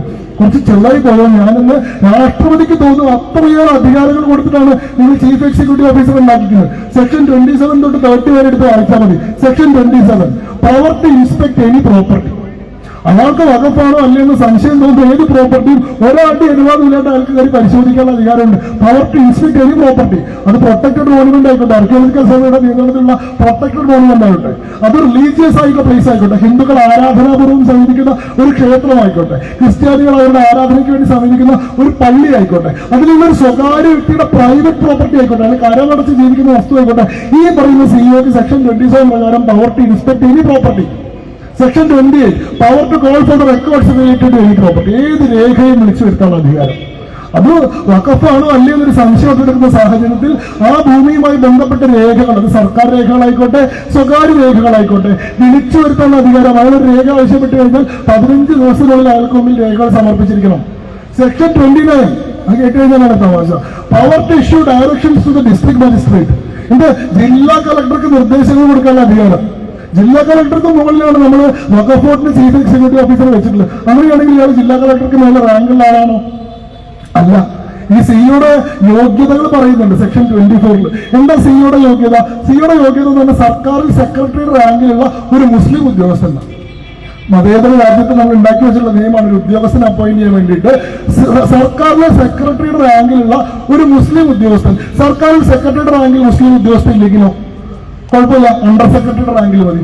അണ്ടർ സെക്രട്ടറിയുടെ റാങ്കിലും ഇല്ലെങ്കിലോ അതിന്റെ താഴെയുള്ള ജോയിന്റ് സെക്രട്ടറിയുടെ റാങ്കിൽ മതി. ജോയിന്റ് സെക്രട്ടറിയുടെ റാങ്കിൽ ഇല്ലെങ്കിലോ തഹസിൽദാരുടെ റാങ്ക് ആയാലും കുഴപ്പമില്ല. റാങ്ക് താഴാലും കുഴപ്പമില്ല, മതം മാറാൻ പാടില്ല എന്ന് മാത്രമേ ഉള്ളൂ. റാങ്ക് അല്ല പ്രശ്നം, മുസ്ലിം ആയിട്ടുള്ള ഉദ്യോഗസ്ഥനായിരിക്കണം എന്നാ പറയുന്നത്. ഈ ആൾക്കാര് ഈ നിയമം ഉണ്ടാക്കി വെച്ചിട്ട് ആൾക്കാരെ പറയുന്നത് CA നിയമം പാസ്സാക്കിയ പാർലമെന്റ് രാജ്യത്ത് ആദ്യമായിട്ട് മതത്തിന്റെ അടിസ്ഥാനത്തിൽ പൗരന്മാരെ വിഭജിച്ച് കണ്ടു. മതത്തിന്റെ അടിസ്ഥാനത്തിൽ നിങ്ങൾ ആദ്യമായിട്ടൊരു നിയമം ഉണ്ടാക്കി. ഈ വഖഫ് ആക്ട് ഉണ്ടാക്കിയത് പിന്നെ എന്താണ്, തുർക്കിയിലെ പാർലമെന്റ് ആണോ? അപ്പോ മുസ്ലിമായിട്ട് ഉദ്ദേശിച്ച് വഖഫ് ബോർഡ് എന്ന് പറയുന്ന സംവിധാനത്തിൽ തന്നെ കോൺസ്റ്റിറ്റ്യൂട്ട് ചെയ്തിരിക്കണമെന്നില്ല. 100% എക്സ്ക്ലൂസീവ് മുസ്ലിം ബോഡി ആയിട്ടാ, വേറെ ഒരു റെപ്രസെന്റേഷനും ഇല്ല. ഈ വഖഫ് ബോർഡ് കൈകാര്യം ചെയ്യുന്ന രാജ്യത്തെ മുസ്ലിങ്ങളുടെ മാത്രം ഭൂമിയല്ലല്ലോ, രാജ്യത്തെ ഹിന്ദുക്കളുടെ ഭൂമി, ക്രിസ്ത്യാനികളുടെ ഭൂമി, ക്ഷേത്രത്തിന്റെ ഭൂമി, പള്ളിയുടെ ഭൂമി, പുരാവസ്തു ഒക്കെ കൈകാര്യം ചെയ്യുന്ന സംവിധാനം. പക്ഷെ അതിന്റെ ക്യാരക്ടറിസ്റ്റിക് എന്താ? 100% എക്സ്ക്ലൂസീവ് മുസ്ലിം ഓർഗൻ. ഒരു chairman, Muslim chairman appointment by the governor, അല്ലെ? സർക്കാർ അപ്പോയിന്റ് ചെയ്ത മുസ്ലിം ആയിട്ടുള്ള ചെയർമാൻ. 2 മുസ്ലിം MP-മാരിൽ നിന്ന് തെരഞ്ഞെടുക്കപ്പെടുന്ന ഒരാൾ. രാജ്യത്തെ പാർലമെന്റിലെ 545 MP-മാരിലെ മുസ്ലിം ആയിട്ടുള്ള MP-മാർക്ക് ഇടയിൽ നിന്ന് മാത്രം തെരഞ്ഞെടുക്കപ്പെടുന്ന ഒരാൾ. പിന്നെയോ സംസ്ഥാനങ്ങളിലെ മുസ്ലിം MLA-മാരിൽ നിന്ന് തെരഞ്ഞെടുക്കപ്പെടുന്ന ഒരാൾ. പിന്നെയോ ബാർ കൗൺസിലിലെ മുസ്ലിം അഭിഭാഷകരിൽ നിന്ന് തെരഞ്ഞെടുക്കപ്പെടുന്ന ഒരാൾ. ഇങ്ങനെയാണ് നിങ്ങൾ വഖഫ് ബോർഡ് ഉണ്ടാക്കിയിരിക്കുന്നത്. എല്ലാ പ്രധാനപ്പെട്ട പോസ്റ്റുകളിൽ മുസ്ലിങ്ങളായിട്ടുള്ള ആൾക്കാരെ മാത്രം എടുത്തിട്ട് നിങ്ങളൊരു ബോർഡ് ഉണ്ടാക്കി. ആ ബോർഡിന് കീഴിൽ നിങ്ങളൊരു ഉദ്യോഗസ്ഥനെ അപ്പോയിന്റ് ചെയ്ത് എന്തിനു വേണ്ടിയിട്ട്? ഈ ബോർഡിന്റെ തീരുമാനങ്ങൾ നടപ്പാക്കാൻ. അയാളുടെ യോഗ്യത എന്താ? അയാൾ മുസ്ലിം ആയിട്ടുള്ള ഒരു ഉദ്യോഗസ്ഥനാണെന്ന്. എന്നിട്ട് ആ ഉദ്യോഗസ്ഥന് കൊടുത്തിട്ടുള്ള അധികാരം എന്താ? Power to issue directions to the district magistrate. ജില്ലാ കളക്ടർക്ക് നിർദ്ദേശം കൊടുക്കണം വഖഫ് ബോർഡിന്റെ തീരുമാനപ്രകാരം ആ ഭൂമിയുടെ തരം മാറ്റണം. Section 30 power to direct mutation of revenue records. Revenue രേഖകളിൽ മ്യൂട്ടേഷൻ വരുത്താനുള്ള നിർദ്ദേശം കൊടുക്കാനുള്ള അധികാരം ഒരു ചീഫ് എക്സിക്യൂട്ടീവ് ഓഫീസർ കൊടുത്തിരിക്കുകയാണ്. അതായത് സർക്കാരിന്റെ റവന്യൂ രേഖകളിൽ നിങ്ങളുടെ ഭൂമി പാടമോ പുഞ്ചയോ നിലമോ എന്തും ആയിക്കോട്ടെ അത് മാറ്റിയിട്ട് വഖഫ് എന്ന ആക്കാനുള്ള നിർദ്ദേശം കൊടുക്കാനുള്ള അധികാരം നിങ്ങൾ ആർക്ക് കൊടുത്തിട്ടുണ്ട്? ചീഫ് എക്സിക്യൂട്ടീവ് ഓഫീസർക്ക് കൊടുത്തിട്ടുണ്ട്. ഇതുകൊണ്ട് തീരുന്നില്ല, പറഞ്ഞു പോയി കഴിഞ്ഞാൽ വിചിത്രമാണ്. സെക്ഷൻ 54 പ്രകാരം ഇയാൾക്ക് ക്രിമിനൽ അധികാരമുണ്ട്, മജിസ്ട്രേറ്റിൽ അധികാരമുണ്ട്. 2013 അമെന്റ്മെന്റ് നമ്മൾ കൊടുക്കുന്ന എന്നാണ് സെക്ഷൻ 54 പറയുന്നത്. Power to remove encroachment of waqf properties. Waqf പ്രോപ്പർട്ടികൾ ആരെങ്കിലും കയ്യേറി കൈവശം വെച്ചിട്ടുണ്ടെങ്കിൽ ആ കയ്യേറ്റം ഒഴിപ്പിക്കാനുള്ള അധികാരം ഇയാള് അവർക്കൊരു നോട്ടീസ് കൊടുത്താൽ 45 ദിവസത്തിനുള്ളിൽ അവർ കയ്യേറ്റം ഒഴിപ്പിച്ചിട്ട് പോകണം. കയ്യേറ്റക്കാരെന്ന് പറഞ്ഞാൽ കുറ്റക്കാരാന്ന് വിചാരിക്കണ്ട. ഈ മുനമ്പത്ത് 610 കുടുംബങ്ങളുണ്ടല്ലോ, അവർ വഖഫ് നിയമപ്രകാരം കയ്യേറ്റക്കാരാ. ഈ അറക്കൽ ഭഗവതി ക്ഷേത്രത്തിൽ ദേവി ഉണ്ടല്ലോ, ആ ദേവിയും വഖഫ് നിയമപ്രകാരം കയ്യേറ്റക്കാരിയാ. കുറെ കാലമായിട്ട് വഖഫ് ഭൂമി കയ്യേറിയിട്ടാണ് ദേവി അവിടെ താമസിക്കുന്നത്. ഈ നിയമം പറയുന്നത് സെക്ഷൻ 54 പ്രകാരം പവർ ടു എന്താണ്? റിമൂവ് എൻക്രോച്ച്മെന്റ് ആണ്. നിങ്ങൾ 45 ദിവസത്തിനുള്ളിൽ ഒഴിഞ്ഞു പോകണം എന്ന് പറഞ്ഞാൽ ഒഴിഞ്ഞു പോകണം. പോയിട്ടില്ലെങ്കിലോ 2 വർഷത്തെ തടവാണ്. ക്രിമിനൽ എന്താണ്? ക്രിമിനൽ ആയിട്ടുള്ള ഇംപ്രിസൺമെന്റിന് വേണ്ടിയുള്ള പ്രൊവിഷൻസ് 2013 നമ്മൾ കൊണ്ടുവന്നിട്ടുണ്ട്. അങ്ങനെ ആൾക്കാരെ ജയിലിലടക്കാൻ സാധിക്കും വഖഫ് പ്രോപ്പർട്ടി ഒഴിപ്പിച്ചെടുക്കാൻ വേണ്ടി. ഈ വഖഫ് പ്രോപ്പർട്ടിയുടെ ആസ്തി വർദ്ധിപ്പിക്കാൻ വേണ്ടി, വഖഫ് രജിസ്റ്ററിന്റെ പേജുകൾ നിറയ്ക്കാൻ വേണ്ടി, ആ ഭൂമിയുടെ യഥാർത്ഥ ഉടമസ്ഥന് വേണമെങ്കിൽ നിങ്ങൾക്ക് തുറങ്കിലടയ്ക്കാമെന്ന് വരെ നിങ്ങൾ ഈ നിയമത്തിൽ പ്രൊവിഷൻ ഉണ്ടാക്കി വെച്ചിരിക്കുകയാണ്. പോട്ടെ. ഇനി എന്താണ് സെക്ഷൻ 85 എന്താണ് bar of jurisdiction of civil codes. വഖഫുമായി ബന്ധപ്പെട്ട കേസുകളിൽ സിവിൽ കോടതികൾക്ക് അധികാരമില്ല കേൾക്കാൻ. ഈ രാജ്യത്ത് നമ്മളൊരു ജുഡീഷ്യൽ സംവിധാനം ഉണ്ടാക്കി വെച്ചിട്ടുണ്ടല്ലോ. മുൻസിഫ് കോടതി, സബ് കോടതി, ജില്ലാ കോടതി, ഹൈക്കോടതി, സുപ്രീം കോടതി ഒക്കെ പോട്ടെ. വഖഫുമായി ബന്ധപ്പെട്ട കേസുകളിൽ കോടതികൾക്ക് കേസ് കേൾക്കാനുള്ള അധികാരമില്ല. പിന്നെയോ വഖഫ് ട്രൈബ്യൂണൽ എന്ന നിയമത്തിന് കീഴിൽ തന്നെ ഒരു സംവിധാനം ഉണ്ടാക്കി വെച്ചിരിക്കുകയാണ്. വഖഫുമായി ബന്ധപ്പെട്ട കേസുകളിൽ വഖഫ് ട്രൈബ്യൂണലിന് മാത്രമേ കേസ് കേൾക്കാനുള്ള അധികാരമുള്ളൂ. അപ്പൊ നമ്മൾ നേരത്തെ പറഞ്ഞു സെക്ഷൻ 40 പ്രകാരം ഏതെങ്കിലും ഒരു ഭൂമി വഖഫാണോ അല്ലയോ തീരുമാനിക്കാനുള്ള അധികാരം ആർക്കാ? വഖഫ് ബോർഡിന്. വഖഫ് ബോർഡിന്റെ തീരുമാനത്തിൽ നിങ്ങൾക്ക് എന്തെങ്കിലും പ്രതിഷേധം ഉണ്ടെങ്കിലോ ഒരു നിവൃത്തിയില്ല. Decision of the Waqf board shall B final until and unless revoked or modified by the Waqf tribunal എന്ന് പറയുന്നത്. വഖഫ് ബോർഡിന്റെ ഒരു ഭൂമി വഖഫാണോ അല്ലയോ എന്നുള്ള ചോദ്യത്തിൽ വഖഫ് ബോർഡിന്റെ തീരുമാനം അന്തിമമാണ്. അതല്ലെങ്കിൽ ആ തീരുമാനത്തെ ഒരു വഖഫ് ട്രൈബ്യൂണലിൽ പരിഷ്കരിക്കുകയോ പുനഃപരിശോധിക്കുകയോ ചെയ്തിട്ടാണോ? സിവിൽ കോടതി പുനഃപരിശോധിച്ചാൽ പോരാ. ഹൈക്കോടതിക്കോ സുപ്രീം കോടതിക്കോ അപ്പീലിനുള്ള അധികാരം പോലും ഇല്ല. വഖഫ് ട്രൈബ്യൂണലിന് മാത്രമേ അതുമായി ബന്ധപ്പെട്ട കേസുകൾ തീർക്കാനുള്ള അധികാരമുള്ളൂ. ശരി, അങ്ങനെയാണെങ്കിൽ നിങ്ങൾ ബാക്കിയുള്ള എല്ലാ കോടതികളും ഒഴിവാക്കിയിട്ട് നിങ്ങൾ ഈ കേസുകൾ തീർപ്പാക്കാൻ വേണ്ടി വഖഫ് ട്രൈബ്യൂണൽ തുറന്നൊരു പ്രത്യേക സംവിധാനം ഉണ്ടാക്കി. അതൊരു 100% ജുഡീഷ്യൽ ബോഡി ആയിട്ടാണ് നിങ്ങൾ ഉണ്ടാക്കിയിട്ടുള്ളത്. ആ സംവിധാനത്തിൽ നിന്ന് വഖഫ് ട്രൈബ്യൂണലിൽ നിന്ന് നീതി കിട്ടും എന്ന് ഈ രാജ്യത്തെ സാധാരണക്കാരന് വിശ്വസിക്കാൻ പറ്റൂ? പറ്റില്ല. വഖഫ് ട്രൈബ്യൂണൽ നിങ്ങൾ ഉണ്ടാക്കിയിട്ടുള്ള ജുഡീഷ്യൽ സംവിധാനമായിട്ടല്ല, അതിന് നിങ്ങൾ മതപരമായിട്ടുള്ള പ്രാതിനിധ്യം ഉറപ്പുവരുത്തിക്കൊണ്ട് അതിനൊരു പക്ഷപാതപരമായിട്ടുള്ള സംവിധാനം ആക്കിയിട്ടുണ്ട്. കാരണം എന്താ? വഖഫ് ട്രൈബ്യൂണലിന്റെ നേച്ചർ എന്താ? വഖഫ് ട്രൈബ്യൂണൽ എന്ന് പറഞ്ഞാൽ 3 അംഗങ്ങളുടെ ഒരു സംവിധാനമാണ്, 3 മെമ്പർ ബോഡിയാണ്. അതിൽ ഒരു അംഗം എന്ന് പറഞ്ഞാൽ ജില്ലാ ജഡ്ജിയുടെ റാങ്കിലുള്ള ഒരു ജുഡീഷ്യൽ ഓഫീസറാണ്, വെൽ ആൻഡ് ഗുഡ്. രണ്ടാമത്തത് ഗവൺമെന്റ് സെക്രട്ടറിയുടെ റാങ്കിലുള്ള ഒരു സർക്കാർ ഉദ്യോഗസ്ഥനാണ്, അതിന്റെ മൂന്നാമത്തെ ആളാണ് വ്യത്യാസം. മൂന്നാമത്തെ ആള് ഇസ്ലാമിക മത നിയമങ്ങളിൽ പാണ്ഡിത്യമുള്ള ഒരു മുസ്ലിം സ്കോളറാണ്, ഒരു മത പണ്ഡിതനാണ്. അതെന്തിനാണ് ഒരു ജുഡീഷ്യൽ സംവിധാനത്തിനുള്ളിൽ ഒരു പ്രത്യേക മത നിയമത്തിൽ പാണ്ഡിത്യമുള്ള ഒരു പണ്ഡിതനെ കൊണ്ടുവന്നത്? ദേവസ്വം ബെഞ്ച് ദേവസ്വം ഭൂമിയുമായി ബന്ധപ്പെട്ട കേസുകൾ കേൾക്കുമ്പോൾ ആ ബെഞ്ചിൽ ഏതെങ്കിലും പണ്ഡിറ്റിനെയോ വല്ല തന്ത്രിയെയോ വല്ല മേൽശാന്തിയോ കൊണ്ട് ഇരുത്താറുണ്ടോ? ബാക്കിയുള്ള ഏതെങ്കിലും മതവുമായി ബന്ധപ്പെട്ട വിഷയങ്ങൾ നിങ്ങൾ വാദം കേൾക്കുന്ന സമയത്ത് ആ മതത്തിലെ പണ്ഡിതന്മാരെ കൂടി ജഡ്ജിയുടെ റാങ്ക് കൊടുത്തിട്ട് അവരെ കൂടി ആദരിക്കാറുണ്ടോ? പക്ഷെ വഖഫുമായി ബന്ധപ്പെട്ട കേസുകൾ തീർപ്പാക്കുന്ന ട്രൈബ്യൂണൽ നിങ്ങൾ ഉണ്ടാക്കിയപ്പോൾ അതിനൊരു അംഗമായിട്ട് നിങ്ങൾ ഉൾപ്പെടുത്തിയിരിക്കുന്നു ജില്ലാ ജഡ്ജിന്റെ അതേ റാങ്കിൽ, ഗവൺമെന്റ് സെക്രട്ടറിയുടെ അതേ റാങ്കിൽ ഇസ്ലാമിക മത നിയമങ്ങളിൽ പാണ്ഡിത്യമുള്ള ഒരു മുസ്ലിം പണ്ഡിതൻ. ഇങ്ങനെയാണ് നിങ്ങൾ ട്രൈബ്യൂണൽ ഉണ്ടാക്കിയിരിക്കുന്നത്. ഈ ട്രൈബ്യൂണലിന്റെ തീർപ്പ് വരികയാണെങ്കിലോ അപ്പീലിനുള്ള ഭവിഷ്യം പോലുമില്ല. ഹൈക്കോടതി പോലല്ലേ ഇപ്പൊ സുപ്രീം കോടതിയും ഹൈക്കോടതിയും സ്വന്തം രീതിയിൽ അധികാരം ഉപയോഗിക്കുന്നുണ്ട്. 2022 ബഹുമാനപ്പെട്ട സുപ്രീം കോടതി എന്ന് പറഞ്ഞു, പാർലമെന്റ് ഒരു നിയമം ഉണ്ടാക്കിയിട്ട് ഞങ്ങൾക്ക് പരിശോധിക്കാനുള്ള അധികാരം ഇല്ല എന്ന് പറയുന്നുണ്ട്. ഞങ്ങളുടെ അധികാരം ഇല്ലാണ്ടാവില്ല, റൈറ്റ് റിവിഷൻ ഇസ് ദർ, ഞങ്ങൾക്ക് വേണമെങ്കിൽ പരിശോധിക്കാം. ആ പ്രൊവിഷൻ പ്രകാരം ഹൈക്കോടതിയും സുപ്രീം കോടതിയും പരിശോധിക്കാറുണ്ട്, റിവൈസ് ചെയ്യാറുണ്ട്. പക്ഷെ നിയമത്തിൽ പ്രൊവിഷൻ ഇല്ല, അപ്പീലുള്ള പ്രൊവിഷൻ ഇല്ല. ഈ തീരുമാനം അന്തിമമാണ്. ഇതിന്റെ ഏറ്റവും വിചിത്രമായിട്ടുള്ള സംഭവം എന്താ അറിയോ? സാധാരണഗതിയിൽ നമ്മുടെയൊക്കെ നിയമത്തിൽ ബോർഡർ ഓഫ് പ്രൂഫ് എന്ന് പറയുന്നൊരു സങ്കല്പമുണ്ട്, തെളിയിക്കാനുള്ള ബാധ്യത. ആർക്കാണ് തെളിവ് കൊടുക്കേണ്ട ബാധ്യതയുള്ളത്? The border of proof lies with the accuser എന്നാണ് സാമാന്യ തത്വം. വാദം ഉന്നയിക്കുന്ന ആൾക്കാണ് അത് തെളിയിക്കാനുള്ള ബാധ്യത. ആരോപണം ഉന്നയിക്കുന്ന ആൾ ആരോപണം തെളിയിക്കണം. അല്ലാണ്ട് ആരോപണ വിധേയൻ ഞാൻ നിരപരാധിയാണെന്ന് തെളിയിക്കേണ്ട ആവശ്യമില്ല. അങ്ങനെയല്ല നിയമം പ്രവർത്തിക്കുന്നത്. ഞാൻ നിങ്ങൾക്കെതിരെ തെറ്റായിട്ടൊരു കാര്യം പറയുന്നുണ്ടെങ്കിൽ, അല്ലെങ്കിൽ ശരിയായിട്ടൊരു കാര്യം പറയുന്നുണ്ടെങ്കിൽ എന്തുകൊണ്ടത് പറഞ്ഞു, അത് പറയാനുള്ള എന്റെ പിൻബലം എന്താണ്, എന്റെ തെളിവ് എന്താണെന്ന് ഞാൻ കാണിക്കണം. പക്ഷേ വഖഫുമായി ബന്ധപ്പെട്ട കേസുകളിൽ മാത്രം എന്താണ് ബോർഡർ ഓഫ് പ്രൂഫ് എന്ന് പറയുന്നത് വിക്ടിമിനാണ്. ഏതെങ്കിലും ഒരു ഭൂമി വഖഫ് ഭൂമിയാണെന്ന് വഖഫ് ബോർഡ് വാദിച്ചാൽ അല്ലെങ്കിൽ നോട്ടിഫിക്കേഷൻ പുറപ്പെടുവിച്ചാൽ അങ്ങനെ പറയാനുള്ള കാരണം എന്താണെന്ന് ബോധ്യപ്പെടുത്തുന്ന ഒരു കഷ്ണം കടലാസ് പോലും കാണിക്കേണ്ട യാതൊരു ബാധ്യതയും വഖഫ് ബോർഡിനില്ല. പിന്നെയോ ഈ ഭൂമി എന്തുകൊണ്ട് വഖഫ് അല്ല എന്ന് ഈ ഭൂമി നഷ്ടപ്പെടുന്ന ഭൂമിയുടെ ഉടമസ്ഥൻ തെളിയിക്കണം. ഈ രാജഗോപാൽ പോയിട്ട് വഖഫ് ട്രൈബ്യൂണലിൽ കേസ് കൊടുത്തിട്ട് തെളിയിക്കണം 1.2 ഏക്കർ ഭൂമി എന്തുകൊണ്ട് വഖഫല്ല. അതല്ലാതെ എങ്ങനെ ഈ ഭൂമി വഖഫായി എന്ന് തെളിയിക്കാനുള്ള യാതൊരു ഉത്തരവാദിത്വം വഖഫ് ബോർഡിനില്ല. അപ്പൊ ബോർഡർ ഓഫ് പ്രൂഫ് പോലും നിങ്ങൾ ഇൻവേർട്ട് ചെയ്തു. ബോർഡർ ഓഫ് പ്രൂഫ് പോലും നിങ്ങൾ ആർക്ക് മേലെ വെച്ചു? നിങ്ങൾ ആ സാധാരണക്കാരനായിട്ടുള്ള നിരപരാധിയായിട്ടുള്ള നിസ്സഹായനായിട്ടുള്ള പൗരന്റെ മേലെ വെച്ചു. അങ്ങനെ കൂടി അവന്റെ ഭൂമി തട്ടിയെടുക്കാനുള്ള സംവിധാനം നിങ്ങൾ ഉണ്ടാക്കി. എന്നിട്ട് നിങ്ങൾ സെക്ഷൻ 85 കൊണ്ട് സെക്ഷൻ ഉണ്ടാക്കി വെച്ചിരിക്കുകയാണ്. എന്താണ് പറയുന്നത്? Bar of jurisdiction of civil codes. Civil കോടതികൾക്ക് ഇതുമായി ബന്ധപ്പെട്ട കേസുകൾ കേൾക്കാനുള്ള അധികാരമില്ല. സിവിൽ കോടതിയിലാണെങ്കിൽ ഫ്രീ ലീഗൽ എയ്ഡ് പ്രകാരം സൗജന്യമായിട്ടുള്ള നിയമസഹായത്തിനെങ്കിലും ഉള്ള ഒരു പ്രൊവിഷൻ ഞങ്ങൾക്ക് കിട്ടിയത്. വഖഫ് ട്രൈബ്യൂണലിൽ അതുമില്ല.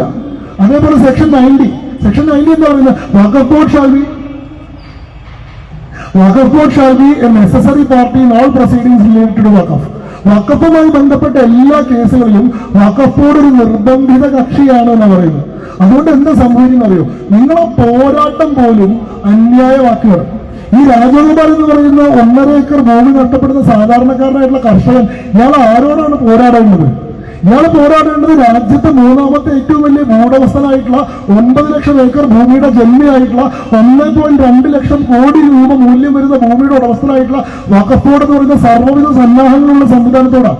അയാളോട് എങ്ങനെയാണ് ഒരു തുല്യമായിട്ടുള്ള ഒരു ഫെയർ ആയിട്ടുള്ള പോരാട്ടം നടത്താൻ ഇവർക്ക് സാധിക്കുക?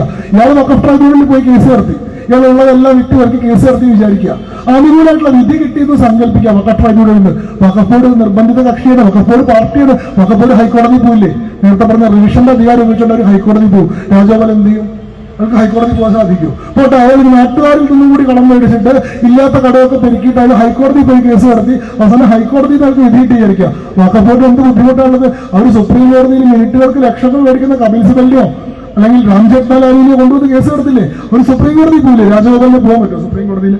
അപ്പോ ഇതുമായി ബന്ധപ്പെട്ട തർക്കങ്ങളിൽ നിങ്ങൾ വഖഫ് ബോർഡിലൂടെ നിന്ന് നേരിട്ട് പൊരുതുന്നതിന് പരീക്ഷ കൊണ്ടുവന്നപ്പോ നിങ്ങൾ ആ സാധാരണക്കാരന് അവന്റെ ഭൂമി തിരിച്ചെടുക്കാനുള്ള അവസാനത്തെ ആശ്രയം ഇല്ലാണ്ടേക്ക്. നിങ്ങളെ പോരാട്ടത്തെ പോലും അനീതിവൽക്കരിച്ചു. അവന്റെ ഭൂമി പിടിച്ചു പറിക്കാനുള്ള സർവ്വവിധ ഒത്താശകളും നിങ്ങൾ ഈ രാജ്യത്തിന്റെ പാർലമെന്റ് ആർക്ക് ചെയ്തു കൊടുത്തു? വഖഫ് ബോർഡ് എന്ന് പറയുന്ന സംവിധാനത്തിന് ചെയ്തു കൊടുത്തു. ഇവിടെ പറഞ്ഞു പോയി കഴിഞ്ഞാൽ ഒരുപാട് പറയാൻ അടുത്തായിട്ട് മത്സരം സംസാരിക്കാനുണ്ട്. നിങ്ങളെല്ലാവരും അദ്ദേഹത്തെ കേൾക്കാനാണ് കൂടുതൽ കാത്തിരിക്കുന്നത് എനിക്കറിയാം. 2-3 സെക്ഷൻസ് മാത്രം വേഗത്തിൽ പറഞ്ഞുകൊണ്ട് ഞാൻ അവസാനിപ്പിക്കാം. സെക്ഷൻ 107 ഈ നിയമത്തിലെ ഏറ്റവും വിചിത്രമായിട്ടുള്ള മറ്റൊരു സെക്ഷനാണ് സെക്ഷൻ 107. സെക്ഷൻ 107 എന്ന് പറയുന്നത് ലിമിറ്റേഷൻ ആക്ട് എന്ന് പറയുന്നത് വഖഫ് നിയമത്തിന് ബാധകമല്ല. നമ്മുടെ പാർലമെന്റ് പാസ്സാക്കിയുള്ള ഒരു നിയമമുണ്ട് 1967 ലിമിറ്റേഷൻ ആക്ട്. ഒരു വിഷയവുമായി ബന്ധപ്പെട്ട് എത്ര കാലത്തിനുള്ളിൽ നിങ്ങൾക്ക് കേസ് കൊടുക്കാൻ സാധിക്കും? ഇതാണ് ലിമിറ്റേഷൻ ആക്ട്. അപ്പൊ ഞാനും നിങ്ങൾ തമ്മിലൊരു കരാറിൽ ഏർപ്പെട്ടു. ആ കരാറിലെ വ്യവസ്ഥ നിങ്ങൾ ലംഘിച്ചു. ഞാൻ എപ്പോൾ കേസ് കൊടുക്കണം? ഞാനൊരു കൊല്ലത്തിനുള്ളിൽ കേസ് കൊടുക്കണം. അല്ലാണ്ട് ഏതെങ്കിലും കാലത്ത് എനിക്ക് സൗകര്യം ഉണ്ടാകുമ്പോൾ കൊണ്ട് കേസ് കൊടുത്തു കഴിഞ്ഞാൽ ലിമിറ്റേഷൻ പീരീഡ് കഴിഞ്ഞുകൊണ്ട് കോടതി കേസ് തന്നു. നമ്മുടെ നിയമത്തിൽ സെക്ഷൻ 107 പറയുകയാണ് വഖഫ് നിയമത്തിൽ ലിമിറ്റേഷൻ ആക്ട് ബാധകമല്ല. 100 കൊല്ലം മുമ്പത്തെ കാര്യം വേണമെങ്കിൽ വഖഫ് ബോർഡ് ഇപ്പൊ കൊണ്ട് കേസ് പറയാം, അവർക്ക് നോട്ടിഫിക്കേഷൻ ഇറക്കാം. നിങ്ങൾക്കറിയാമോ 2013 മാർച്ച് 5-ാം തീയതി പൊതുതെരഞ്ഞെടുപ്പ് നടക്കുന്നതിന് തൊട്ട് മുമ്പ് അന്ന് ഭരിച്ചിരുന്ന UPA സർക്കാർ ഡൽഹിയിലെ VVIP prime locations 123 VVIP Lutyens ബംഗ്ലാവുകൾ വഖഫ് ബോർഡിന് കൈമാറി.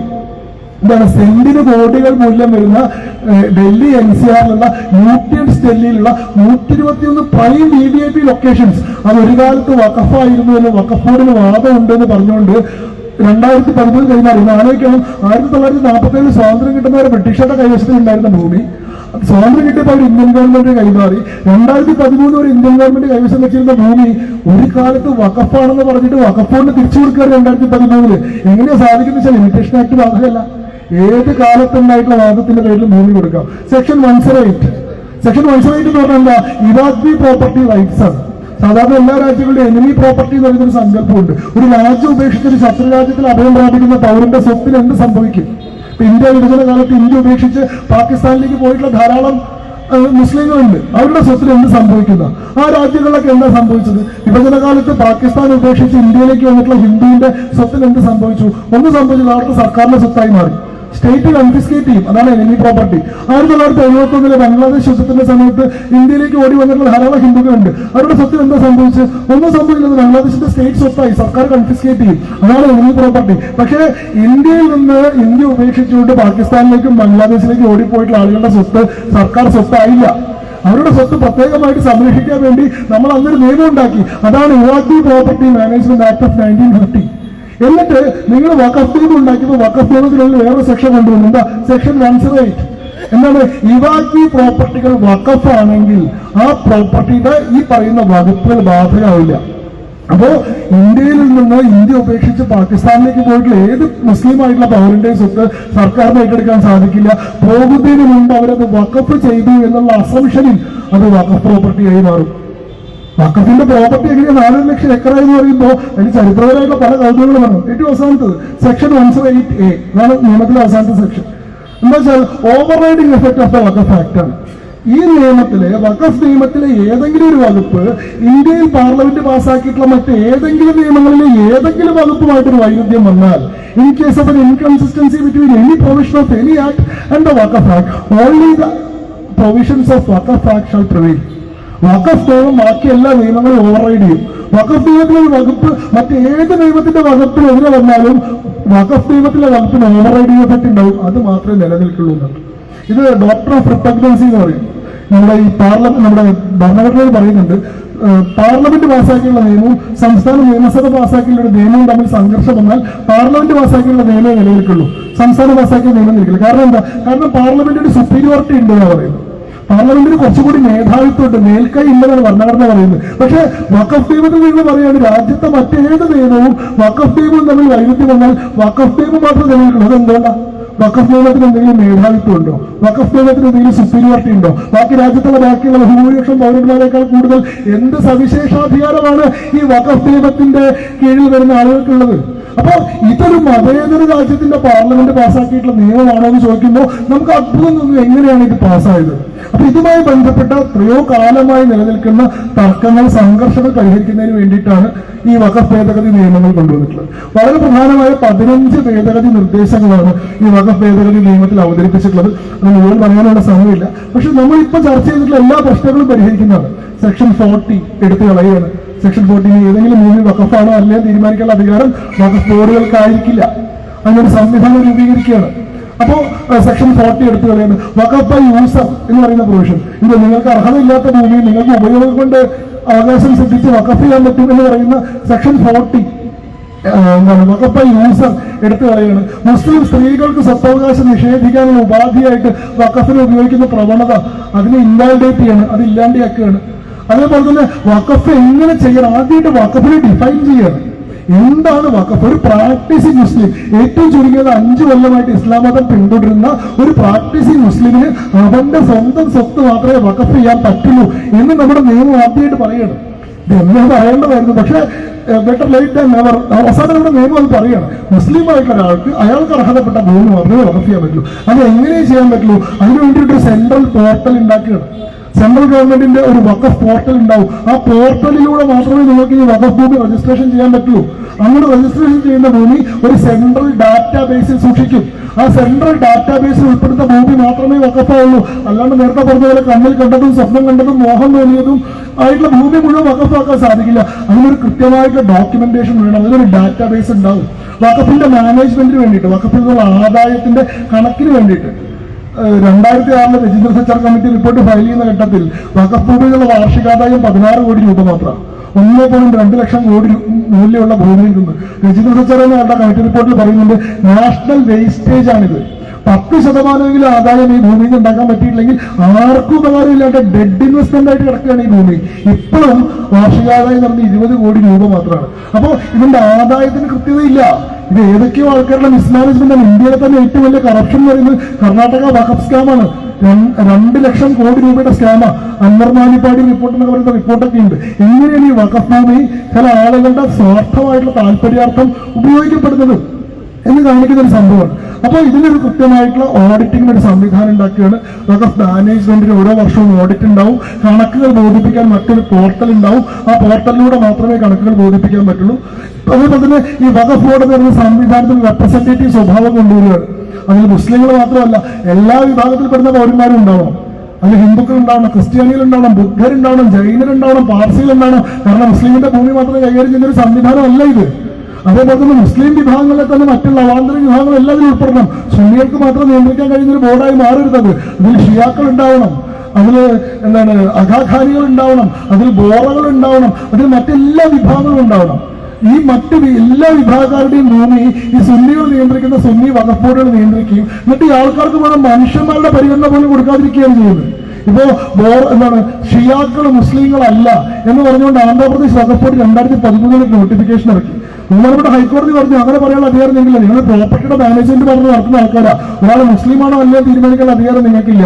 ഹൈക്കോടതി വിധിയെ പോലും ലംഘിച്ചുകൊണ്ട് 2021 രണ്ടാമത് നോട്ടിഫിക്കേഷൻ ഇറക്കി. ഇവര് കാഫറുകൾ കൂടിയാണ്. ഇവര് മുസ്ലിങ്ങൾ അല്ലാന്ന് മാത്രമല്ല, ഇവര് കാഫറുകൾ കൂടിയാണ്. പാകിസ്ഥാനിൽ ഒരു നോബൽ ലോററ്റ് ഉണ്ടായിരുന്നു, ആദ്യത്തെ മുസ്ലിം നോബൽ ലോററ്റ്. 1979 ഫിസിക്സിന് നോബൽ സമ്മാനം കിട്ടിയിട്ടുള്ള അബ്ദുൽ സലാം. അല്ലെ, ഗ്ലാസ്ഗോയുടെ കൂടെ അന്ന് നോബൽ സമ്മാനം പങ്കിട്ടു, പാകിസ്ഥാനിലെ ഫസ്റ്റ് മുസ്ലിം നോബൽ ലോററ്റ്. അയാളുടെ ശവകുടീരത്തിന്റെ മുകളിൽ ഫസ്റ്റ് മുസ്ലിം നോബൽ ലോററ്റ് എഴുതി വെച്ചപ്പോ അതിലെ മുസ്ലിം എന്നുള്ള ഭാഗം ചരണ്ടി കളഞ്ഞു അരക്കി കൂടി പോയിട്ട്. നോബൽ സമ്മാനം പോയാലും പറ്റില്ല, ഷിയാക്കളെ ഞങ്ങൾ മുസ്ലിങ്ങളായി കൂട്ടില്ല എന്നുള്ള നിർബന്ധ ബുദ്ധിയ. അങ്ങനെയുള്ള വിഭാഗീയത നിൽക്കുന്ന സമയത്ത് ഈ വിഭാഗത്തിന്റെ ഒന്നും യാതൊരു പ്രാതിനിധ്യം ഇല്ലാണ്ടാണ് വഖഫ് ബോർഡ് ഉണ്ടാക്കിയിട്ടുള്ളത്. അതേപോലെ തന്നെ സ്ത്രീകളുടെ പ്രാതിനിധ്യം ഉറപ്പുവരുത്താനുള്ള പ്രൊവിഷൻസ്, അതേപോലെ തന്നെ ഈ പറഞ്ഞ എന്താ പറയുക കുറ്റകരമായിട്ട് ഒരുപാട് പ്രൊവിഷൻസ് എടുത്തു കളയും. സെക്ഷൻ 107 എടുത്തു കളയും, ലിമിറ്റേഷൻ ആക്ട് വഖഫിന് ബാധകമാക്കും. സെക്ഷൻ 108 എടുത്തു കളയും, ഇബാത്തി പ്രോപ്പർട്ടിക്ക് പ്രത്യേക പ്രൊവിഷൻസ് ഒന്നും ഉണ്ടാവില്ല. സെക്ഷൻ 108A എടുത്തു കളയും, വഖഫ് ബോർഡിന്റെ ഓവർ റൈഡിങ് എഫക്ട് ഉണ്ടാവില്ല. ഇങ്ങനെ ഈ നിയമത്തെ പണ്ടൊക്കെ പറഞ്ഞ പോലെ എന്താണ് നമ്പൂതിരിയെ മനുഷ്യനാക്കാൻ മൂവ്മെന്റ് പോലെ ഈ വഖഫ് എന്ന് പറയുന്ന ഭൂമി തട്ടിപ്പറിക്കുന്ന ഈ ഫ്രാങ്കൻസ്റ്റീനെ ഒരു സാധാരണ നിയമമാക്കി മാറ്റാനുള്ള ഒരു പരിഷ്കരണ വ്യായാമമാണ് പാർലമെന്റ് നടത്തിക്കൊണ്ടിരിക്കുന്നത്. അത് എത്രയും നേരത്തെ നടക്കേണ്ടതായിരുന്നു. അത് എന്തുകൊണ്ട് ഇത്ര വൈകി എന്ന് മാത്രമേ നീതിയുടെ പക്ഷത്ത് നിൽക്കുന്ന മനുഷ്യർക്ക് ചിന്തിക്കാൻ കഴിയുള്ളൂ. അതല്ലാതെ ഈ നിയമങ്ങൾ പിൻവലിക്കണമെന്നോ ഇത് അസാധുവാക്കണമെന്ന ഒരു വാദം ഒരു നീതിയുടെ പക്ഷത്ത് നിൽക്കുന്നവർക്ക് ഉന്നയിക്കാൻ സാധിക്കില്ല. ഇത് ഏതെങ്കിലും വിഭാഗത്തിന്റെ വിശ്വാസ സ്വാതന്ത്ര്യത്തിനെതിരെയുള്ള കടന്നുകയറ്റമല്ല, ഇത് എല്ലാ മനുഷ്യർക്കും കിട്ടേണ്ട സ്വാതന്ത്ര്യത്തിന് വേണ്ടിയിട്ടുള്ള ഒരു കടന്നുകയറ്റമാണ്. പിന്നെ ഈ വഖഫ് നിയമത്തിന്റെ ഏറ്റവും പ്രൈമറി ആയിട്ടുള്ള വിക്ടിംസ്, ആദ്യത്തെ ഇരകൾ എന്ന് പറയുന്ന മുസ്ലിങ്ങൾ തന്നെയാണ്. അവർ വിചാരിക്കുന്നുണ്ട് ഇവർക്ക് കിട്ടുന്ന എന്തോ വലിയ ഗിഫ്റ്റാണെന്നല്ല. ഞാൻ നേരത്തെ പറഞ്ഞ 47,000 കേസുകൾ വഖഫ് ട്രൈബ്യൂണലിന്റെ മുന്നിൽ നിൽക്കുന്നതിൽ 9,000-ന് മുകളിൽ കേസുകൾ ഫയൽ ചെയ്തിട്ടുള്ള മുസ്ലിങ്ങൾ തന്നെയാണ്.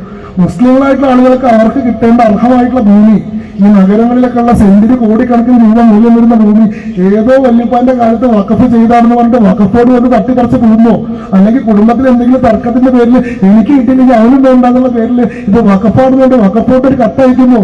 അനുഭവിക്കേണ്ട ഭൂമിയാണ് വഖഫോട് തട്ടിപ്പറിച്ചുകൊണ്ട് പോകുന്നത്. ഇതിനെതിരെ ഏറ്റവും കൂടുതൽ കേസ് കൊടുക്കുന്ന മുസ്ലിങ്ങൾ തന്നെയാണ്. അപ്പൊ ഏതെങ്കിലും ഒരു വിഭാഗത്തെ പീഡിപ്പിക്കാനോ ദ്രോഹിക്കാനുള്ള നിയമമല്ല ഇത്. ഒരു വിഭാഗത്തിന് മാത്രം സർവാധിപത്യം കൊടുത്തുകൊണ്ട് ബാക്കി എല്ലാ വിഭാഗങ്ങളെയും തരം താഴ്ന്നവരായി കണക്കാക്കിക്കൊണ്ടുള്ള ഒരു തെറ്റായിട്ടുള്ള അസംഷന്റെ മേലെ ഈ രാജ്യം പുറപ്പെടുവിച്ച തെറ്റായ, വിചിത്രമായ, വികലമായ, അന്യായമായ, അക്രമകരമായിട്ടൊരു നിയമത്തെ പരിഷ്കരിക്കാൻ വേണ്ടി നടക്കുന്ന ഒരു വലിയ പ്രവർത്തനമാണ്. ആ പ്രവർത്തനത്തിന് പൊതുസമൂഹത്തിന്റെ വലിയ അളവിലുള്ള പിന്തുണയും വലിയ അളവിലുള്ള ജാഗരണവും ഉണ്ടാവേണ്ടതുണ്ട്. അത് ഉണ്ടാക്കാൻ കൂടുതൽ ആളുകളെ കൂടി അത്തരം കാര്യങ്ങൾ ബോധവൽക്കരിക്കാൻ ഇത്തരത്തിലുള്ള സദസ്സുകൾക്ക് സാധിക്കട്ടെ എന്ന് മാത്രം പ്രാർത്ഥിച്ചുകൊണ്ട് അദ്ദേഹം എടുത്തെങ്കിൽ സംഘാടകരോട് പ്രതീക്ഷിച്ചുകൊണ്ട് നിർത്തിയാണ്. ക്ഷമയോടെ കാത്തിരുന്ന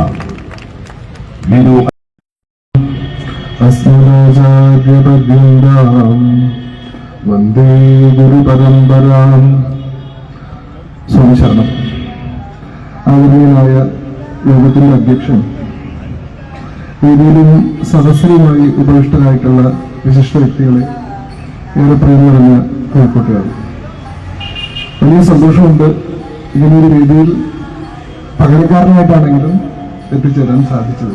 നിങ്ങൾക്ക് അറിയുന്നതുപോലെ ശ്രീ PC ജോർജ് ആയിരുന്നു ഇന്നത്തെ യോഗത്തിൽ BJP പ്രതിനിധീകരിച്ചുകൊണ്ട് പങ്കെടുക്കേണ്ടിയിരുന്നത്. അദ്ദേഹത്തിന് ആരോഗ്യപരമായ ഒരു ബുദ്ധിമുട്ടുള്ളത് കൊണ്ടാണ് അദ്ദേഹത്തിന് പകരക്കാരനായിട്ട് ഞാൻ വന്നിട്ടുള്ളത്.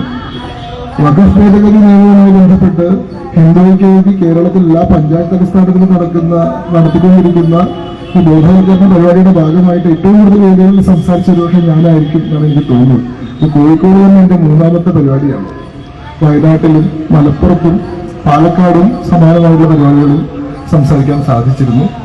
എങ്കിൽ പോലും ഈ വിഷയത്തിന്റെ ഒരു ആനുകാലിക പ്രസക്തിയുമായി ബന്ധപ്പെട്ട് ഈ വിഷയം കൂടുതൽ ആളുകളിലേക്ക് എത്തുന്നത് അതിന്റെ യഥാർത്ഥ ആഘാതത്തെ സംബന്ധിച്ച് കൃത്യമായിട്ടൊരു ധാരണ ഇത്രയേറെ ബോധവൽക്കരണങ്ങൾക്ക് ശേഷവും ഇത്രയും സുദീർഘമായിട്ടുള്ള ചർച്ചകൾക്ക് ശേഷവും നമ്മുടെ സമൂഹത്തിൽ പൂർണ്ണതോതിൽ എത്തിയിട്ടില്ല എന്നുള്ളൊരു തിരിച്ചറിവിന്റെ അടിസ്ഥാനത്തിൽ ഇതിനും എത്ര വേദികളിലേക്ക് വിളിച്ചാലും അത് എത്തേണ്ടതൊരു ധാർമ്മികമായിട്ടുള്ള ബാധ്യതയാണ് എന്ന് കരുതുന്നുകൊണ്ടാണ് അല്പം വൈകിയെങ്കിലും ഇവിടെ എത്താൻ സാധിച്ചത്. അങ്ങനെ ഒരു അവസരം വീണ്ടും ഒരുക്കി തന്നതിന് ഹിന്ദുക്കോട് നന്ദി പറയുകയാണ്. ഇതിലിരിക്കുന്ന എല്ലാവരും പ്രമുഖരും വളരെ പ്രധാനപ്പെട്ടവരുമാണ്. ഓരോരുത്തരെയും പേരെടുത്ത് പറയുന്നില്ല. നേരിട്ട് ഇനി ധാരാളം ആളുകൾ സംസാരിക്കാനുള്ളതുകൊണ്ട് വിഷയത്തിലേക്ക് കടക്കാം എന്ന് വിചാരിക്കുകയാണ്. വഖഫ് ഭേദഗതിയുമായി ബന്ധപ്പെട്ട് നമ്മൾ പാർലമെന്റിൽ നടന്നുകൊണ്ടിരിക്കുന്ന നടപടിക്രമങ്ങളെ സംബന്ധിച്ച് നിങ്ങൾക്ക് എല്ലാവർക്കും നല്ല ധാരണയുണ്ട് എന്നാണ് ഞാൻ മനസ്സിലാക്കുന്നത്.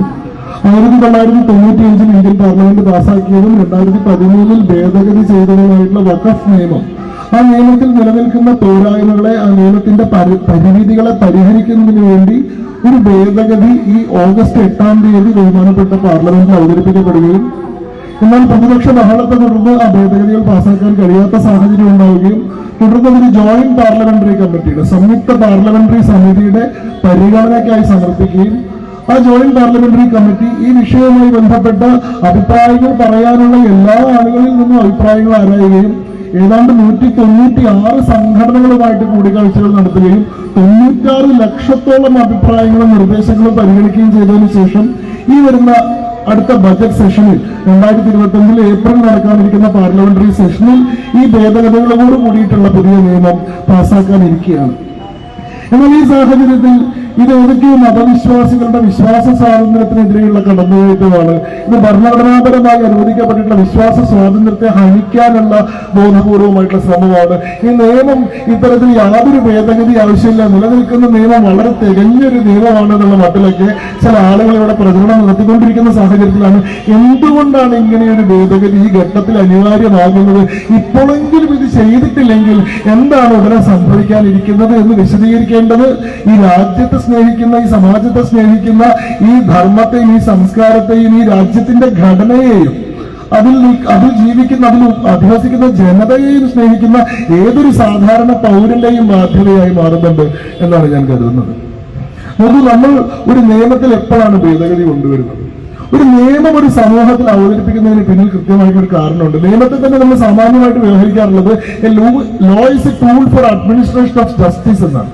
നീതി നിർവഹിക്കാനുള്ള ഒരു ഉപാധിയായിട്ടാണ് നിയമത്തെ സങ്കല്പിച്ചിട്ടുള്ളത്. നിയമം എന്ന് പറയുന്നത് അതിന്റെ ലക്ഷ്യമല്ല, നിയമം എന്ന് പറയുന്ന ഒരു മാർഗമാണ്. അടിസ്ഥാനപരമായിട്ടുള്ള ലക്ഷ്യം എന്താ? നീതി നടപ്പാക്കുക എന്നുള്ളതാണ്. എന്നാൽ അത്തരത്തിലൊരു ഉദ്ദേശത്തോടു കൂടി അവതരിപ്പിക്കപ്പെട്ടിട്ടുള്ള നിയമം സമൂഹത്തിൽ നീതി നടപ്പാക്കുന്നതിന് പകരം സമൂഹത്തിൽ നിലനിൽക്കുന്ന അനീതിയെ കൂടുതൽ വർദ്ധിപ്പിക്കുകയാണെങ്കിൽ, അത് പ്രശ്നത്തിന് പരിഹാരത്തിന് പകരം പരിഹാരത്തെക്കാൾ സങ്കീർണമായിട്ടൊരു പ്രശ്നത്തെ സൃഷ്ടിക്കുകയാണെങ്കിൽ അവിടെ നിയമം തന്നെ അനീതിയായി മാറുന്നുണ്ട്.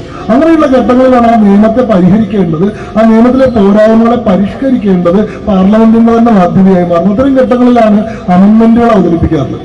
എന്താണ് നിലനിൽക്കുന്ന വഖഫ് നിയമവുമായി ബന്ധപ്പെട്ട പ്രശ്നം? എന്താണ് ഈ 1995 വഖഫ് നിയമം പരിഷ്കരിക്കേണ്ട ആവശ്യം? ആ ചോദ്യത്തിന് ഉത്തരം പറയുമ്പോൾ ചില സംഭവങ്ങൾ, എന്റെ സങ്കല്പത്തിലോ ഭാവനയിലുള്ള സംഭവങ്ങളല്ല, ഈ രാജ്യത്ത് കഴിഞ്ഞ 1-2 വർഷങ്ങൾക്കിടയിൽ നടന്നിട്ടുള്ള ചില സംഭവങ്ങൾ സൂചിപ്പിച്ചുകൊണ്ട് ആരംഭിക്കാം എന്ന് ഞാൻ വിചാരിക്കുകയാണ്. നിങ്ങൾക്ക് എല്ലാവർക്കും ഈ സംഭവങ്ങളെ പറ്റി നല്ല ധാരണയുണ്ടാവും. നമ്മൾ കണ്ടതും വായിച്ചതും അനുഭവിച്ചതുമായിട്ടുള്ള സംഭവമാണ്, നമ്മുടെ കൺമുന്നിൽ നടന്നിട്ടുള്ള സംഭവങ്ങളാണ്. ആദ്യത്തെ സംഭവം ഞാൻ ഉദ്ധരിക്കുന്നത് 2022 നടന്ന തമിഴ്നാട്ടിൽ നടന്നിട്ടുള്ള ഒരു സംഭവമാണ്. തമിഴ്നാട്ടിലെ തിരുച്ചിറപ്പള്ളി എന്ന് പറയുന്ന ജില്ല, ട്രിച്ചി എന്നാണ് വിളിക്കുക. ആ തിരുച്ചിറപ്പള്ളി ജില്ലയിലുള്ള തിരുച്ചെന്തുരൈ എന്ന് പറയുന്ന ഒരു ഗ്രാമമുണ്ട്. പുരാതനമായിട്ടുള്ള നമ്മുടെ പുരാണങ്ങളിലെ ഇതിഹാസങ്ങളിലൊക്കെ പരാമർശമുള്ള ഒരു ഗ്രാമമാണ് തിരുച്ചെന്തുരൈ. ആ തിരുച്ചെന്തുരൈ ഗ്രാമത്തിൽ രാജഗോപാൽ എന്ന പേരുള്ള ഒരു കർഷകനുണ്ട്, സി രാജഗോപാൽ. അദ്ദേഹം തലമുറകളായിട്ട് കൃഷിവൃത്തി അദ്ദേഹത്തിന്റെ ഉപജീവനമാർഗമായിട്ട് അനുവർത്തിച്ചു വരുന്ന ഒരു കുടുംബത്തിലെ അംഗമാണ്. 5 തലമുറകളായിട്ട് കർഷകരായിരുന്ന ആളുകളാണ്. അദ്ദേഹത്തിന് പൈതൃക സ്വത്തായിട്ട്, പൂർവിക സ്വത്തായിട്ട് കൈമാറി കിട്ടിയിട്ടുള്ള 1.2 ഏക്കർ ഭൂമി, ആ ഭൂമിയിൽ അദ്ദേഹം കൃഷി നടത്തി ജീവിച്ചു വരികയാണ്. അങ്ങനെ എനിക്ക് അദ്ദേഹത്തിന്റെ മകളുടെ വിവാഹം നിശ്ചയിക്കപ്പെടുകയാണ്. മകളുടെ വിവാഹാവശ്യത്തിനായിട്ട് ധനം സമാഹരിക്കാൻ അദ്ദേഹത്തിന് സാധിക്കുന്നില്ല. ഏറ്റവും അവസാനം മകളുടെ കല്യാണം നടത്താൻ വേണ്ടി ആകെ സ്വത്തായിട്ടുള്ള തലമുറയായി കൈമാറി കിട്ടിയിട്ടുള്ള പൂർവിക സ്വത്തായിട്ടുള്ള 1.2 ഏക്കർ ഭൂമി വിൽക്കാൻ ഇയാൾ തീരുമാനിക്കുകയാണ്. വലിയ വിഷമത്തോടു കൂടിയാണ് തീരുമാനിക്കുന്നത്, സന്തോഷമുള്ള ഒരു തീരുമാനമല്ല. ആകെയുള്ള നീക്കിയിരിപ്പാണ്, ആകെയുള്ള സ്വത്താണ്, അടുത്ത തലമുറയ്ക്ക് പകർന്നു കൊടുക്കാനുള്ള ഒരു പൂർവിക സ്വത്താണത്. അത് വിൽക്കാൻ അദ്ദേഹം തീരുമാനിക്കുകയാണ്. അതിനുവേണ്ടി അദ്ദേഹം തിരുച്ചെന്തുരയിലെ സബ് രജിസ്ട്രാർ ഓഫീസിൽ പോകുമ്പോൾ അതിനേക്കാൾ ദുഃഖകരമായിട്ടുള്ള വിവരമാണ് അദ്ദേഹത്തിന് അറിയാൻ സാധിക്കുന്നത്. എന്താണ്? ഈ ഭൂമി ഇദ്ദേഹത്തിന് വിൽക്കാൻ സാധിക്കില്ല. അഥവാ വിൽക്കണമെങ്കിൽ അദ്ദേഹം തമിഴ്നാട് വഖഫ് ബോർഡിൽ നിന്ന് NOC മേടിച്ചിരിക്കണം. കാരണം ഈ പറയുന്ന 1.2 ഏക്കർ ഭൂമി വഖഫ് ഭൂമിയാണെന്ന് പറഞ്ഞുകൊണ്ട് തമിഴ്നാട് വഖഫ് ബോർഡ് ഇതിനോടകം തന്നെ ഒരു നോട്ടിഫിക്കേഷൻ പുറപ്പെടുവിച്ചിട്ടുണ്ട്. ഈ രാജഗോപാലിന് ഇതുമായി ബന്ധപ്പെട്ട് ഒരു നോട്ടീസ് പോലും കിട്ടിയിട്ടില്ല. അദ്ദേഹം ഈ ഭൂമി വിൽക്കാൻ തീരുമാനിച്ച് അത് വാങ്ങാനുള്ള ആളെ കണ്ടുപിടിച്ച് അഡ്വാൻസ് മേടിച്ച് കരാറൊക്കെ എഴുതിയതിനു ശേഷം രജിസ്ട്രേഷൻ പൂർത്തീകരിക്കാൻ പോകുന്ന ഘട്ടത്തിലാണ് അദ്ദേഹം മനസ്സിലാക്കുന്നുണ്ട് താൻ ഇത്രയും കാലം കൃഷി ചെയ്ത ഭൂമി തന്റെ ഭൂമിയല്ല, ഇത് വഖഫ് ഭൂമിയാണെന്ന് പറഞ്ഞുകൊണ്ട് തമിഴ്നാട് വഖഫ് ബോർഡ് ഒരു നോട്ടിഫിക്കേഷൻ ഇറക്കിയിട്ടുണ്ട്. അതെങ്ങനെയാണ് സാധിക്കുക? അതൊരു കാരണവശാലും അത് പ്രായോഗികമായിട്ട് സാധിക്കുന്ന ഒരു കാര്യമല്ലല്ലോ. തന്നെയല്ല, ഈ തിരുച്ചെന്തുരി എന്ന് പറയുന്ന ഗ്രാമത്തിൽ ഒരു മുസ്ലിം ആയിട്ടുള്ള താമസക്കാരൻ പോലും ഇല്ല. ഒരു 100% ഹിന്ദു വില്ലേജ് ആണ്. 100% ഹിന്ദുക്കൾ മാത്രം ജീവിക്കുന്ന ഒരു ഗ്രാമമാണ്. ഏതാണ്ട് 360 ഏക്കർ. ആ 360 ഏക്കറിലായിട്ട് ഏതാണ്ട് 2200 ആളുകൾ, ഏതാണ്ട് 300 കുടുംബങ്ങളാണ് അവിടെ താമസിക്കുന്നത്. ഈ നാട്ടിൽ ഒരു മുസ്ലിം ആയിട്ടുള്ള താമസക്കാരൻ പോലുമില്ല. ഏതെങ്കിലും കാലത്തിൽ ഒരു മുസ്ലിം ഭൂപ്രഭുത്വത്തിന് കീഴിലോ മുസ്ലിം രാജഭരണത്തിന് കീഴിലോ ഈ തിരുച്ചെന്തരി എന്ന് പറയുന്ന ഗ്രാമം വന്നതായിട്ട് യാതൊരു തെളിവുകളില്ല. അതിലേക്ക് ഇദ്ദേഹത്തിന്റെ ഭൂമി എങ്ങനെ വഖഫ് ഭൂമിയായി? സ്വാഭാവികമായിട്ട് അദ്ദേഹം അതിന് പിറകെ അന്വേഷിച്ചു പോയപ്പോൾ അദ്ദേഹം മനസ്സിലാക്കുന്ന കാര്യം രാജഗോപാലിന്റെ 1.2 ഏക്കർ ഭൂമി മാത്രമല്ല, തിരുച്ചെന്തരി എന്ന് പറയുന്ന ഗ്രാമം മുഴുവൻ വഖഫ് ഭൂമിയാണ് എന്ന് പറഞ്ഞുകൊണ്ടാണ് തമിഴ്നാട് വഖഫ് ബോർഡ് നോട്ടിഫിക്കേഷൻ പുറപ്പെടുവിച്ചിട്ടുള്ളത്. അവിടെ കൊണ്ട് അവസാനിക്കുന്നില്ല. തിരുച്ചെന്തരി എന്ന് പറയുന്ന ഒരു ഗ്രാമം മാത്രമല്ല, തൃച്ചി ജില്ലയിൽപ്പെടുന്ന തിരുച്ചിറപ്പള്ളി ജില്ലയിൽപ്പെടുന്ന 18 ഗ്രാമങ്ങൾ പൂർണ്ണമായും വഖഫ് ഭൂമിയാണ് എന്നാണ് തമിഴ്നാട് വഖഫ് ബോർഡിന്റെ നോട്ടിഫിക്കേഷൻ പറയുന്നത്. ഒരു ജില്ലയിലെ 18 ഗ്രാമങ്ങൾ പൂർണ്ണമായിട്ട് വഖഫാണെന്ന് ഒരു സുപ്രഭാതത്തിൽ വഖഫ് ബോർഡ് ക്ലെയിം ചെയ്യാണ്, ഒരു കഷ്ണം കടലാസിന്റെ പോലും പിന്തുണയില്ലാതെ.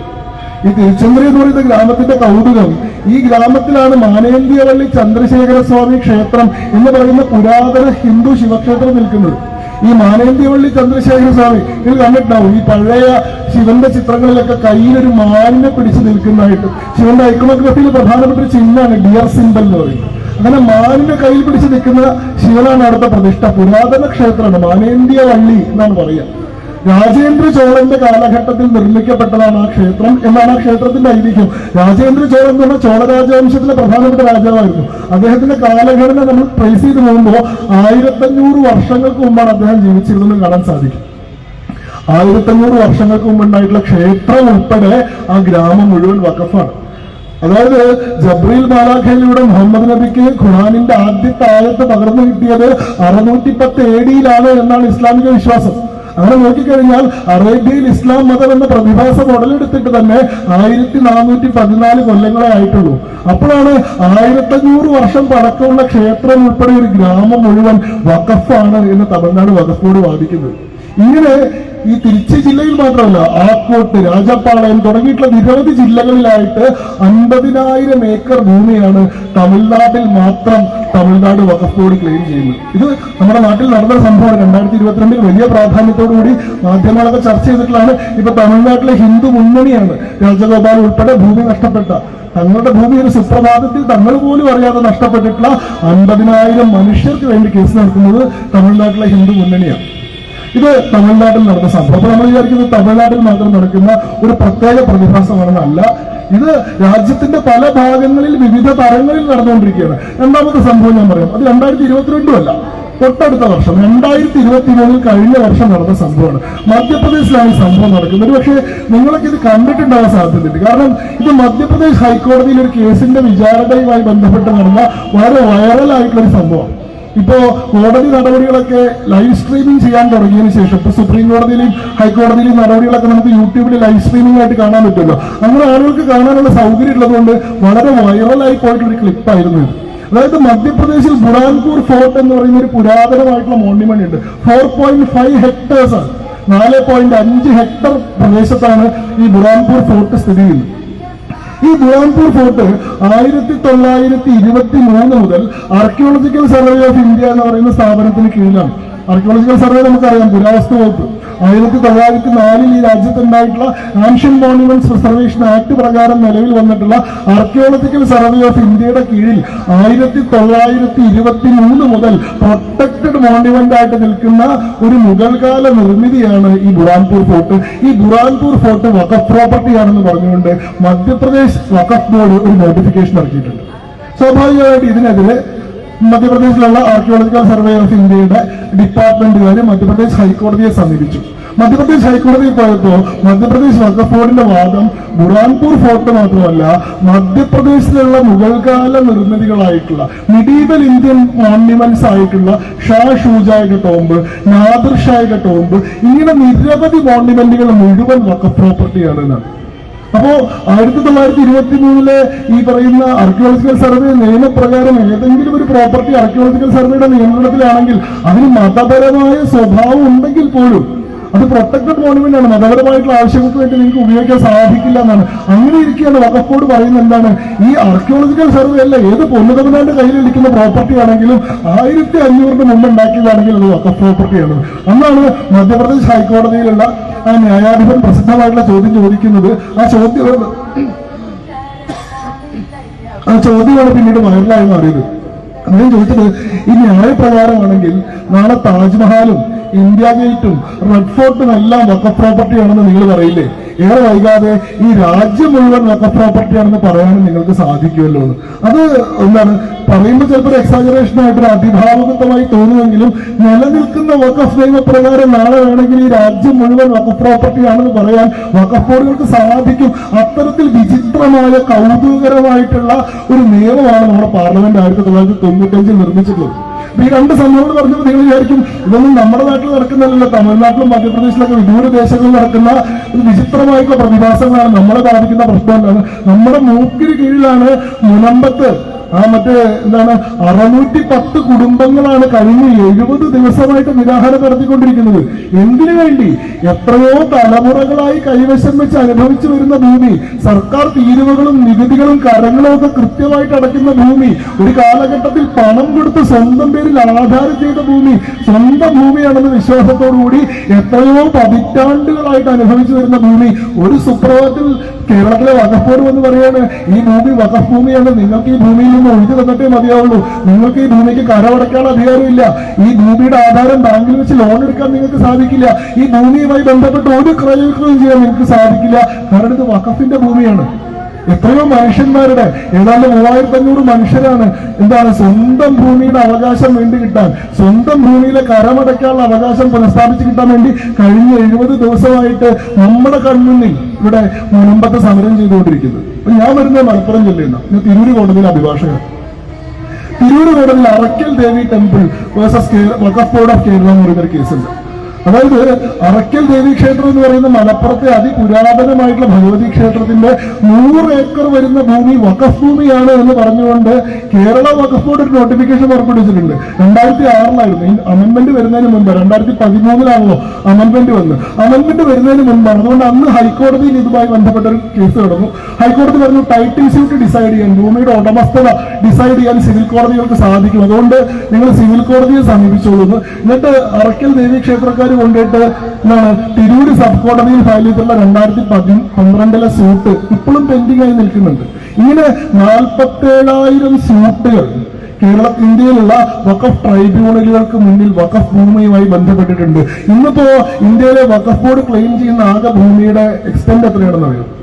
ഇന്ന് 8.5 ലക്ഷം പ്ലോട്ടുകളിലായിട്ട് 9 ലക്ഷം ഏക്കർ ഭൂമി വഖഫ് ഭൂമിയാണ് എന്നാണ് വഖഫ് ബോർഡിന്റെ വാദം. അതായത് ആകെ നോക്കിയാൽ 1.2 ലക്ഷം കോടി രൂപ മൂല്യം വരുന്ന ഭൂമി